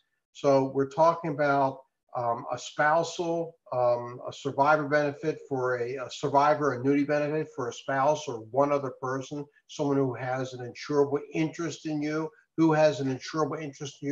generally defined as a relative closer than a first cousin. That would include a child or a sibling. We're going to talk about something called the FERS basic, the basic employee death benefit. That's for those of you who are married. If you were to die in federal service, your spouse would get a lump sum death benefit payment. For those of you who have children, if you were to die while still in federal service, or for that matter, if you're retired and you have these eligible children, they would receive a monthly benefit. And then we're also going to talk about your other benefits like TSP. Those of you who have the government life insurance, what happens when you're to die, how those benefits are paid out. The first thing I want to do, though, is talk about the spousal survivor benefit. If you were to die in federal service, that is, you never made it to retirement. Unfortunately, this has happened. And if you are a married person, then your spouse would be automatically entitled to what is called a spousal survivor annuity, which is equal to 50%, 50, of the amount of your annuity you would have received had you retired at that point. So, for example, suppose you have at the time of your death, 12 years of federal service. 12 years of federal service. And at the time of your death, you had a high 3 average salary of $100,000. I didn't mention this, but one of the things that is used in the computation of your FERS annuity is unused sick leave. When you retire, you get paid for all unused annual leave, but any unused sick leave you have at the time of your retirement is added to your service time for purposes of calculating your FERS annuity. So suppose at the time of your death, 12 years of service, you have 6 months of unused sick leave. High 3 average salary of $100,000. So your calculated FERS annuity would be 12.5, because you got 6 months of unused sick leave, times 1%, times 100,000, which is $12,500.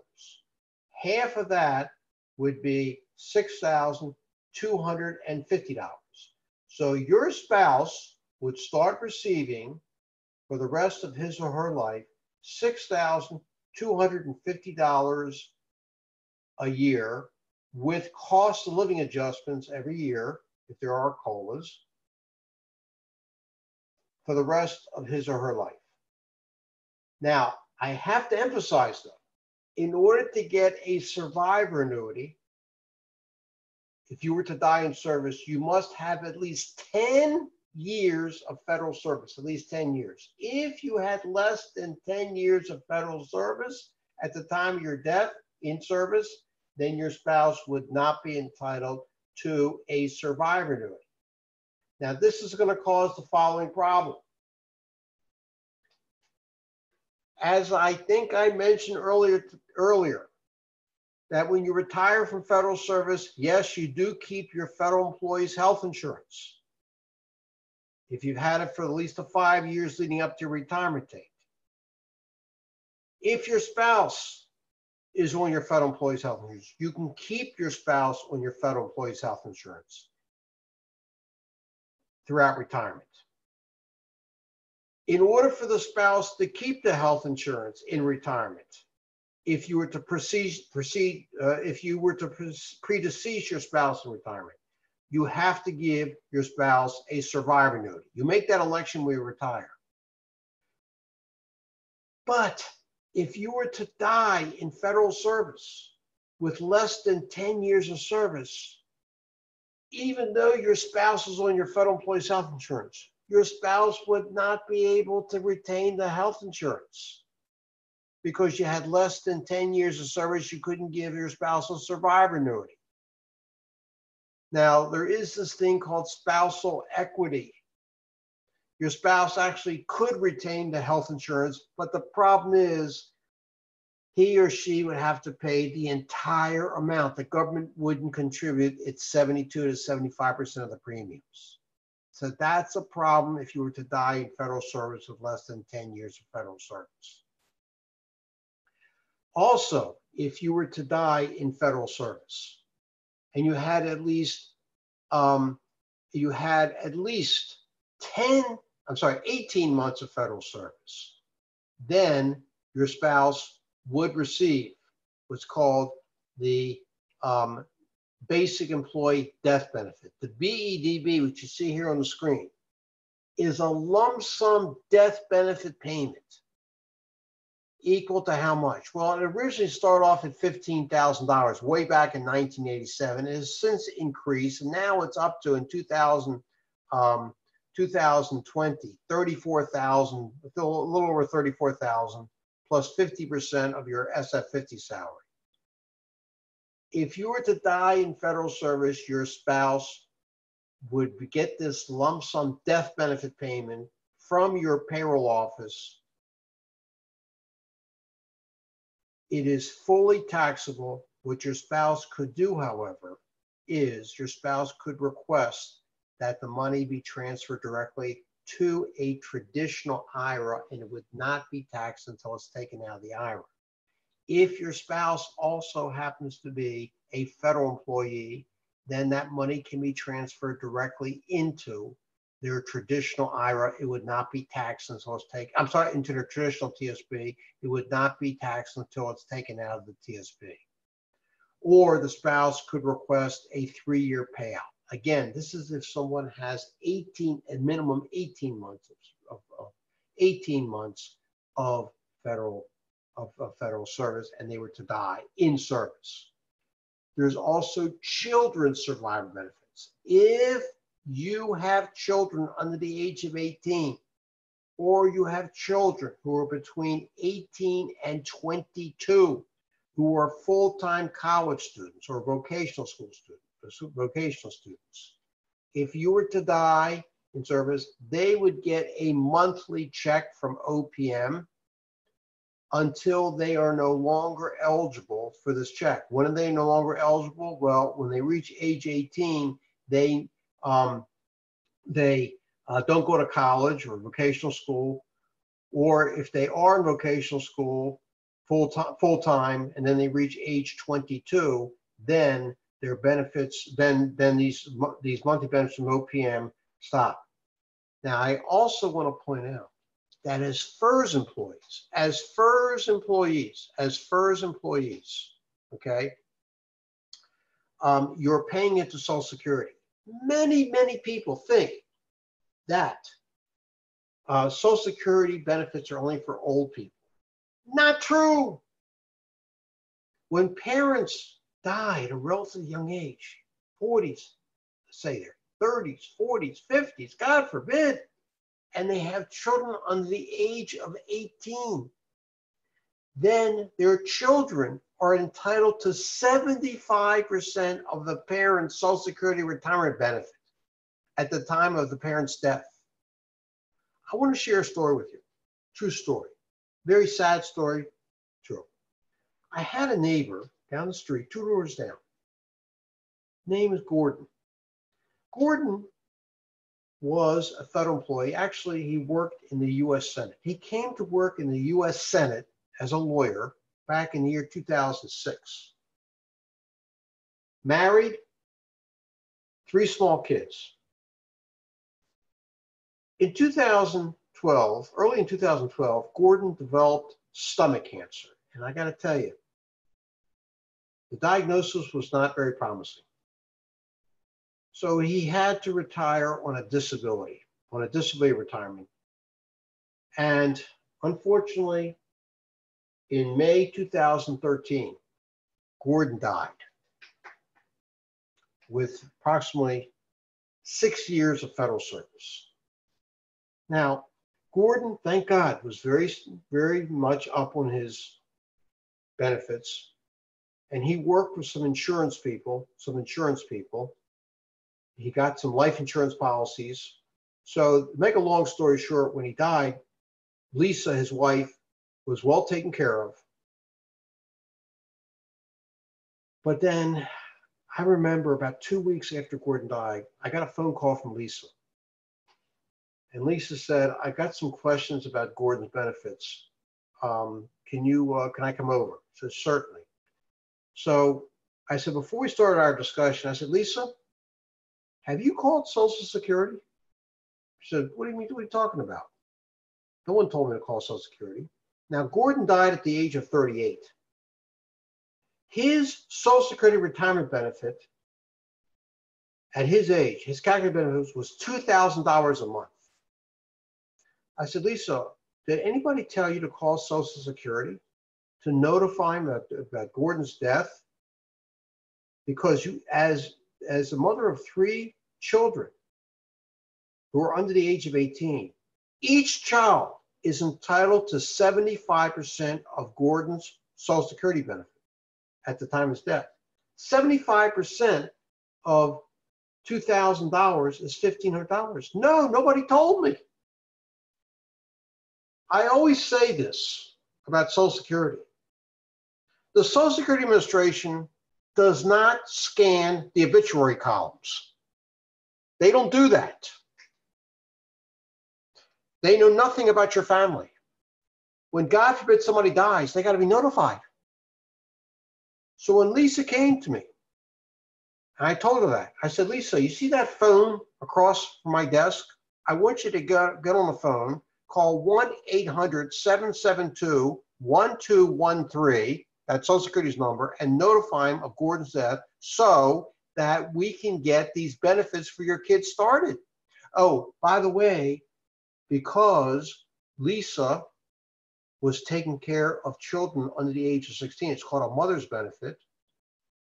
Lisa was also entitled to get 75% of Gordon's benefit. It's called a mother benefit or a father benefit in case the mother dies and the father's taking care of kids under the age of 16. She said, I didn't know that. No one told her. Unfortunately, a lot of people don't know things about Social Security. They think I got time to learn about it, if they ever learn about it. And in cases like this, is leaving money on the table. So Gordon died like on a May 9th. The first check for the children should have been sent out in June. Thank God we got the request in time for the children to get their first checks in May. And I want to point out, if someone forgets to call Social Security and they're denied, and then later on they do, Social Security will go back retroactively for a maximum 6 months for any payments that were not paid out. Give me an example. Another example. I was doing a seminar in downtown Washington at a museum. Gentleman sitting in the back, I was talking about Social Security death benefits for children. He said, gee, I didn't know about this. My wife died 7 years ago, and I have a son now who's 14. No one ever told me to contact Social Security to apply for her benefits for him. I said, you better do it now, because at age 18, those children benefits stop. He did. They only would go back 6 months. Bottom line is, the child lost 6.5 years of monthly payments that he could have used. His father could have put into a college savings fund. So please take note of this. I hope it never happens to anybody. But these death benefits are not just for people who are old. Unfortunately, young people have died. Think about what's happened over the last 8 months with the COVID. All right, so I want to review here some of the beneficiary forms that you need to fill out. This is almost your last assignment, but please, I want you to fill out the following forms. Make sure they're filled out, and if you have filled them out, make sure they're up to date. Let's start up here, up the top, with the Thrift Savings Plan. If you have a TSP account, I'm sure you do. Have you filled out Form TSP-3? If not, go to www.tsp.gov, download the form, fill it out, and name a beneficiary. Anybody can be named as beneficiary of your TSP. If you have filled out the Form TSP-3, let's say you did, but the original beneficiary you named is no longer valid. For example, you named a former spouse as beneficiary. At the time you were married, now you're not. You better update that form. The courts have ruled that if you named a former spouse as beneficiary of a retirement account, IRA, 401k, TSP, or a life insurance plan, and you never updated that and you divorced that person, that individual that you divorced will get the money upon your death, even if you were married. So TSP-3, those of you who are enrolled in the Federal Employees Group Life Insurance, FEHB, you realize that when you came into federal service, you were automatically enrolled in what's called the FEHB Basic. That is your salary, adjusted up to the next $1,000 plus $2,000. Unless you declined it, you're in it. Now, you did have 60 days to enroll in what's called the additional coverages. Standard A, 10,000, option A, 10,000, option B, multiple your salary, and option C, family coverage. Have you filled out your beneficiary form SF2823? SF2823. Make sure you have and make sure it's up to date. If it's not, then change the beneficiary. Here's a story, true story. I came across a story of an individual who came into the government, new employee, 1972, not married, single, who enrolled in FEHB. Who did he name as beneficiary? Mom and dad. 50-50, no problem. He did get married, subsequently had 3 children, but never updated his FEHB beneficiary form. He died in 2004 of a stroke. $600,000 of FEHB goes to who? The parents? Yeah, except for one problem.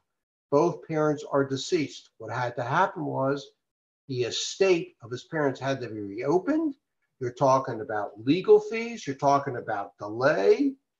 His wife and children eventually got the FEHB the life insurance proceeds, but at a delay and a big cost. Okay, so please make sure that your FEHB beneficiary form, if you own private life insurance, you have individual term policies with a private company, make sure the beneficiary forms are filled out. I will be talking about FEHB next week when we talk about your insurance benefits.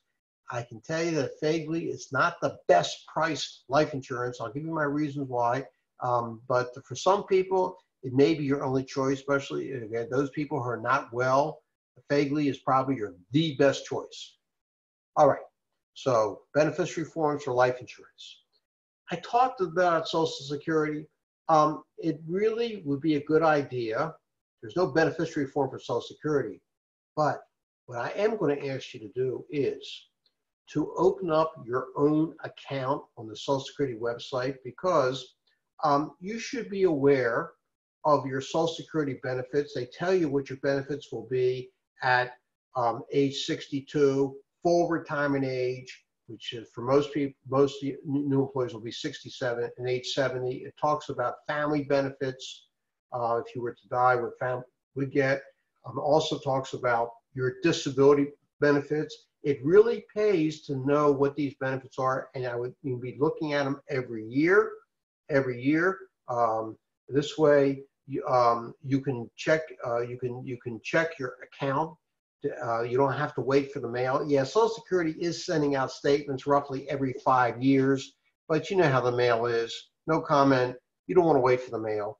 But there's another reason that you should have your own account on the Social Security website. That another thing that's reported on your Social Security statement, on your account, I should say, is your earnings history. Every February, a copy of your W-2 showing your Social Security wages is sent to the Social Security Administration. Wherever you're located, depends where the Social Security Administration. Around here, it's sent up to Wilkes-Barre, Pennsylvania. Probably in the West, it's sent to a different location. But here's my point. A copy of your W-2 is sent to Social Security Administration, reporting on your W-2 what's called your Social Security wages. It's box 3. That information, your Social Security wages, is used to compute your benefits. If your payroll office messes up your W-2, and it's happened, it's going to mess up your benefits ultimately in retirement. You should check every year your statement to make sure. You do this probably around June, July, after your payroll office has sent a copy of your W-2 to Social Security, and verify that the Social Security wages in box 3 of your W-2 are correct. Here is another very, very important beneficiary form that many federal employees do not either do not fill out, or if they do fill out, they don't keep it updated. This is Standard Form 1152. Standard Form SF 1152 is designation of beneficiary for your unpaid compensation and unused annual leave. What is that all about? If you were to die in federal service, let's say in the middle of a pay period, here it is, a Saturday or Sunday. You're between week 1 and week 2 of a pay period. You just earned half a paycheck. You have about, let's say, 150, 200 hours of unused annual leave. And God forbid you die in a car accident, you die in a fire. What is going to happen to half your paycheck and those 150 to 200 hours of unused annual leave? Don't say to me, well, I'm married, it goes to my spouse. No, it does not go to your spouse. It will go to your designated beneficiary on this form. Yeah, if you're married, obviously you want to give it to your spouse. Suppose you're not married. You might have a sibling, you might have a good friend, a niece, nephew. You want to give it to a charity, but it has to be designated on this form, SF 1152. Because here's the problem. If that form is not filled out, then OPM will decide who gets the money. But the problem with that is, do you think OPM is psychic? Do you think they really know where all your relatives live or who you want the money to go to? Please fill out SF Form 1152 if you have not. And if you have filled it out, make sure it's up to date. Where do you get this form again? On that website I showed you earlier, www.opm.gov/forms. That's where you can find that form, SF 1152. And there's one other form that needs to be filled out. It's not up here on the screen. I'll say it very slowly. That is Standard Form SF 3102. SF 3102. And that form is designation of beneficiary of your FERS contributions.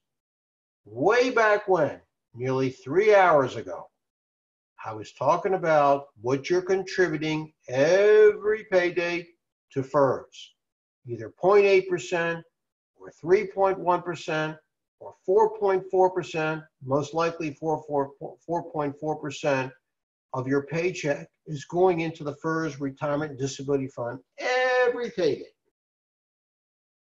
That money's been taken out of your paycheck. It's taken out on an after-tax basis. Okay? You will eventually get that money back after you retire. It's returned to you as part of your monthly annuity. I talk about this during the retirement seminars, during my tax planning seminars for federal employees, webinars. But here's my point. Suppose, again, you don't make it to retirement. You die with less than 10 years of service, you're married, your spouse is not going to get a survivor annuity. I say that because if you don't get the money back and you are giving a survivor annuity, your spouse will get it back as part of a survivor annuity. But let's say there is no survivor annuity. Who is going to get your contributions, your FERS contributions? This money is yours. Somebody should get it. How? Through this form SF3102. I have to tell you, most employees fill out that form SF3102 when they retire. I recommend you do it when you're still working as soon as possible, because again, you could die in federal service.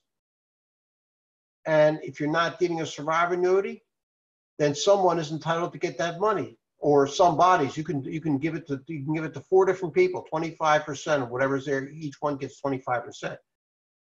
I want to share a story with you about that, because I have written in my federal retirement as well as FedZone about the need to fill out beneficiary forms, and this is a true story. And the same thing is true with CSRS. So about 2 years ago, I wrote a column at myfederalretirement.com talking about the need to fill out beneficiary forms.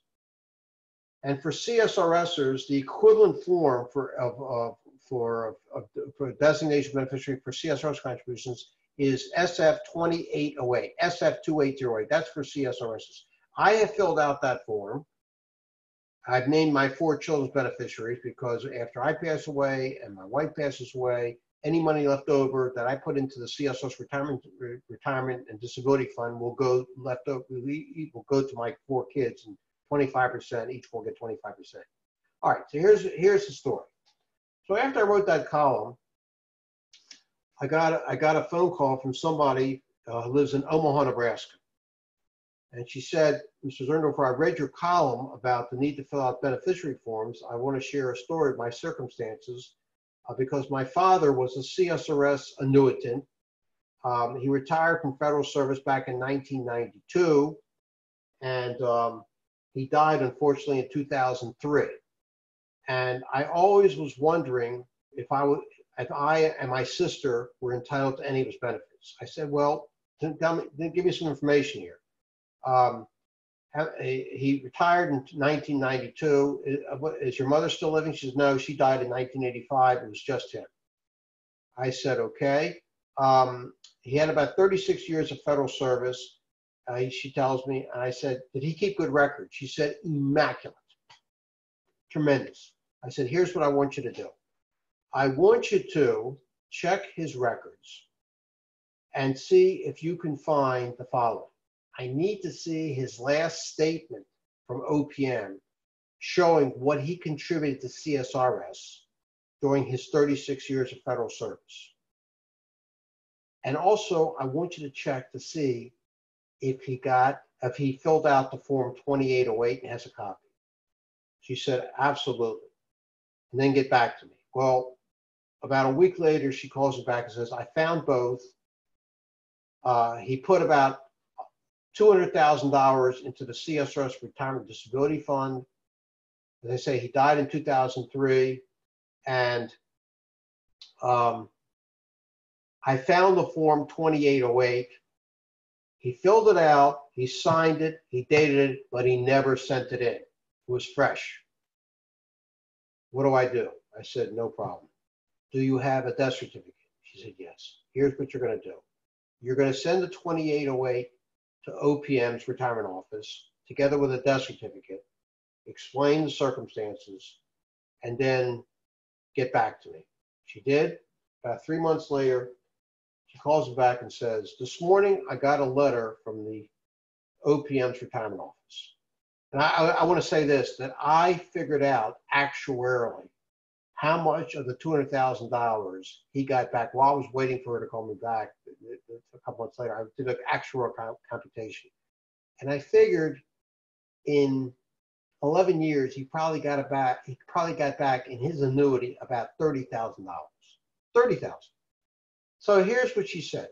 In the letter, they explained that we've received the 2808. We apologize for the delay, but we have figured out that we have seen from the death certificate you are the beneficiary, and the 2808 you are the beneficiaries, and that you are entitled to this money, and you and your sister are entitled to the money, and enclosed in the letter were 2 checks. One made out to her sister, one made out to her, each for $85,000, a total of $170,000. So I was correct in my calculation, but here's my point. OPM was sitting on the money. They were waiting for someone to come forward. And this is exactly why you have to fill out the Form 3102. You never know what could happen. And you could die without anybody getting an annuity, a survivor annuity. So please, that's the final form I want you to find. The last form I really recommend you fill out is SF3102, found at www.opm.gov/forms. Okay. Otherwise it'll be paid out in order of precedence, which is not going to happen. All right.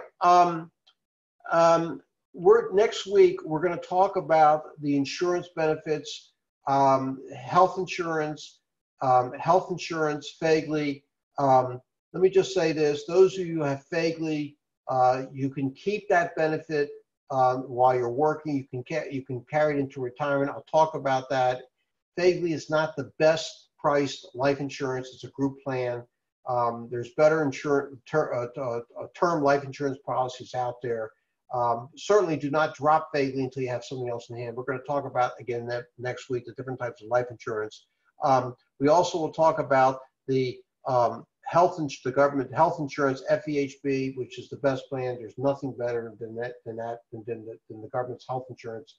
The government's paying 72 to 75% of the premiums. Please, it doesn't pay for everything, and for that reason, you really should be enrolled in the flexible spending accounts, the healthcare FSA. We're going to talk about that also next week. There's also dental and vision insurance benefits we're going to be talking about, all of which are going to you can't have if you leave federal service. So take advantage of the benefits, and also long-term care insurance, which is available not only to you, long-term care insurance, if you wanted to enroll in it, but if you have a spouse or parents, in-laws, federal employees who have living parents or living in-laws. These parents, in-laws, step-parents, step-in-laws are eligible to fill out an application for the federal long-term care insurance. You don't have to. This is not a group plan, but the mere fact that you have federal service, that you're in federal service, allows these parents to and in-laws to fill out an application. They got to qualify, but once they qualify, they keep the policy, even if you were to leave federal service. It's not the best price long-term care insurance, but it's something. Think about that. Mention this to your parents. And I think I am at the end of my time here. I have time now for about 10, 15 minutes of questions. Any leftover questions? Anything that I covered today? So it doesn't look like we have any questions in the Q&A box, but maybe if anybody has one, if you want to type it in. And in the meantime, I'm going to talk just a little bit. Ed, I'm going to toss a couple questions to you, questions that we often get. And then I want to do a quick little wrap up, and then I think we'll be good. So I know we've already had a couple questions about TSP, the difference between Roth and traditional.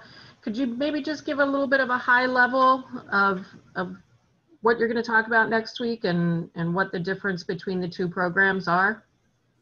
Okay, there are two types of TSP accounts, a traditional That's the pre-tax.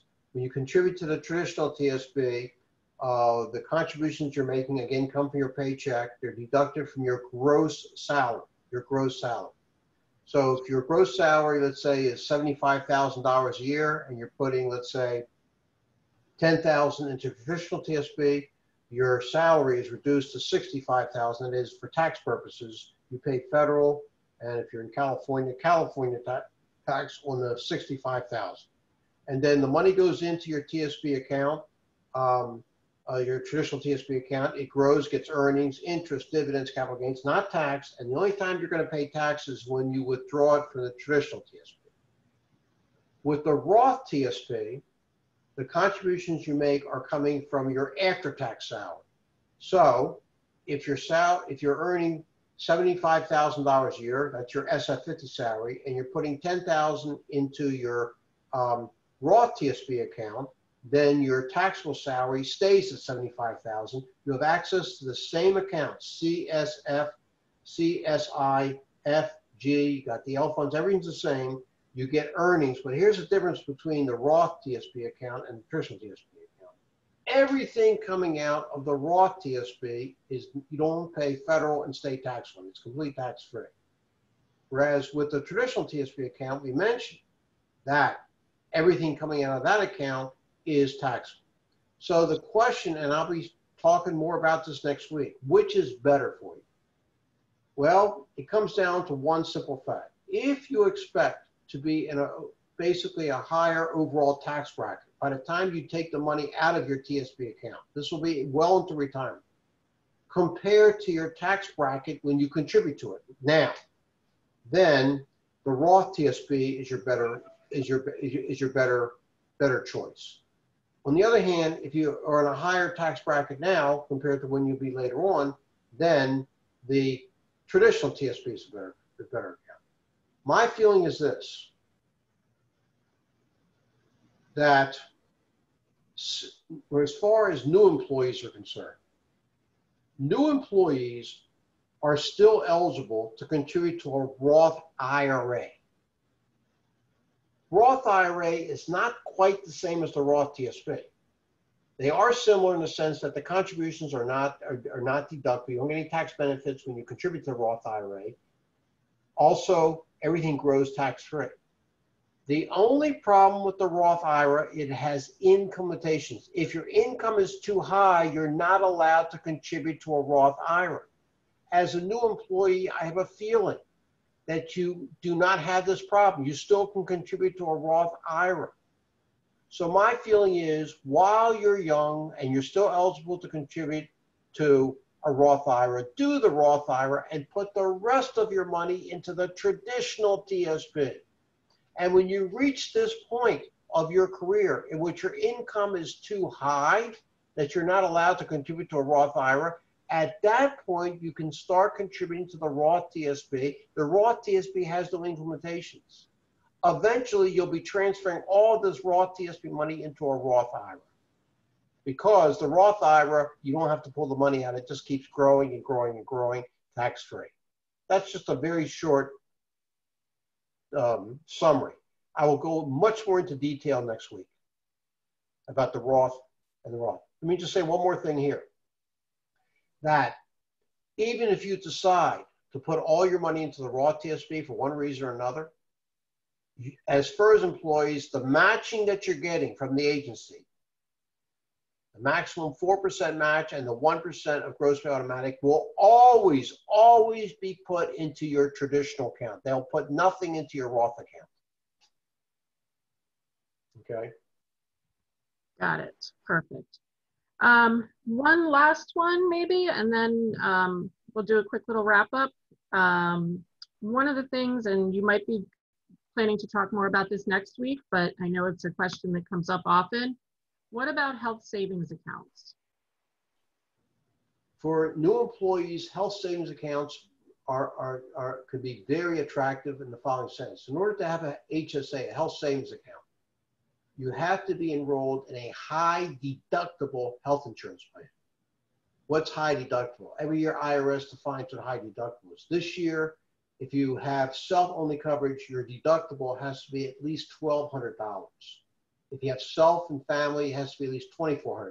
Now, what that means is the following: that with a high deductible, that means that you're going to have to pay out of pocket for doctor visits before you reach your deductible before the insurance is going to pay anything. So if you got to go to the doctor a lot, or you have family members who go to the doctor a lot, you have, let's say, young kids, they get ear infections or broken bones, things like that. Maybe a high deductible plan is not for you. But on the other hand, let's say you are a relatively healthy person, your family's healthy, don't go to the doctor a lot. The HSA could be a good thing, because the beauty of the HSA is money is going into this account, and it's tax deductible. Money going into the HSA, the money grows tax-free, and the money being withdrawn is also going to be tax-free, provided it's used to pay for medical, dental, and vision expenses. Unlike the healthcare FSA. The healthcare FSA, you have to use up the money from 1 year to the next. And you can't take it into retirement. You cannot have a healthcare FSA in retirement, whereas the HSA you can use in retirement. The HSA is a very, very good thing to have, but you got to remember, it's not for people who go to the doctor a lot, or families go to the doctor a lot. That's why it's good to have it when you're young and you're not going to the doctor a lot. Build the money up. Just put the money in there. Don't use it, and save it for the time you are going to need it. Yes, I will be talking about the HSA next week, as well as the healthcare FSA. Yep, absolutely. All right. Okay, I think we're getting close enough on time, so I'm gonna launch one more poll that I'm gonna ask everybody to participate in. And Alexandra also wanted me to make sure that we talk a little bit about what the highlights are for next week. So Ed, maybe if you just want to cover that real quick. I know one of the things that's on the topic that related to TSP will be kind of fundamentals of investing and how to invest when you're younger versus older and all that kind of stuff. What else is going to be on the agenda? We're going to delve into the insurances, particularly health, dental, vision, healthcare, flexible spending accounts, HSAs, because there is an open season that starts on November 9th through December 14th, in which employees have to make choices about their health insurance, their dental insurance, vision insurance, and re-enroll in healthcare FSAs, choosing the right type of health insurance plan. The timing couldn't be better. You have a month to prepare. So we hope to go through some of the issues involved in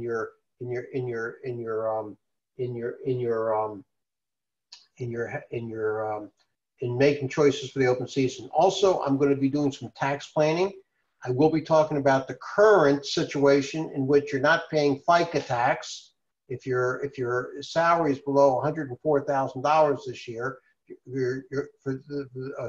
now through the end of December, they're not taking out the FICA tax. I'll talk about the consequences about that, what's going to happen next year, okay?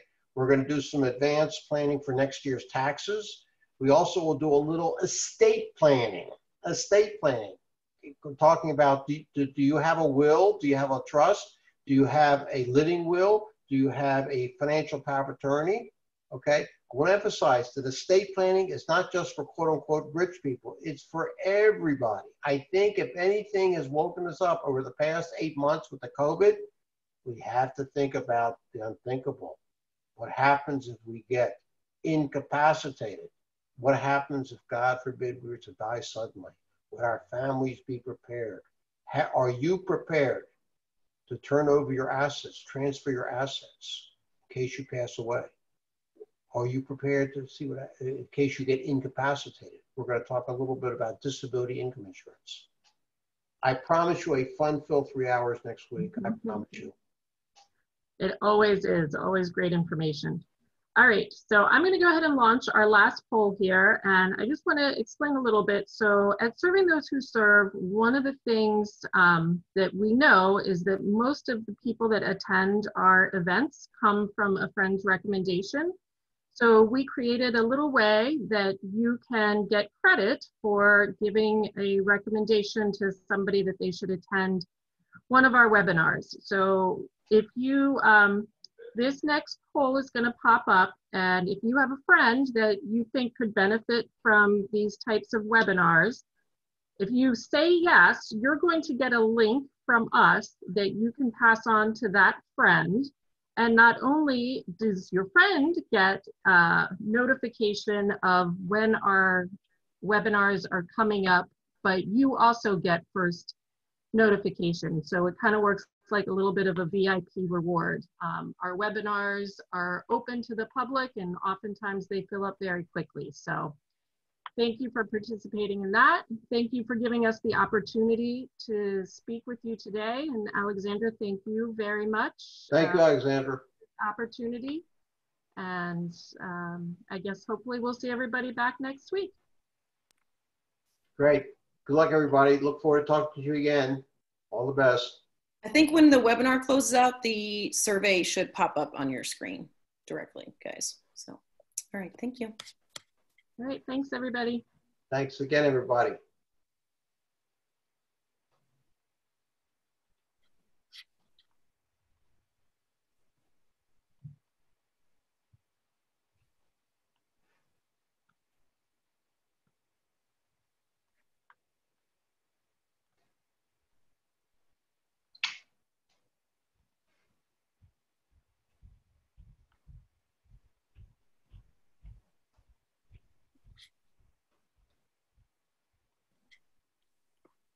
Great, thanks, everybody. I'm going to sign off. Thank Great. you. Thanks. All right. Thanks again, everybody.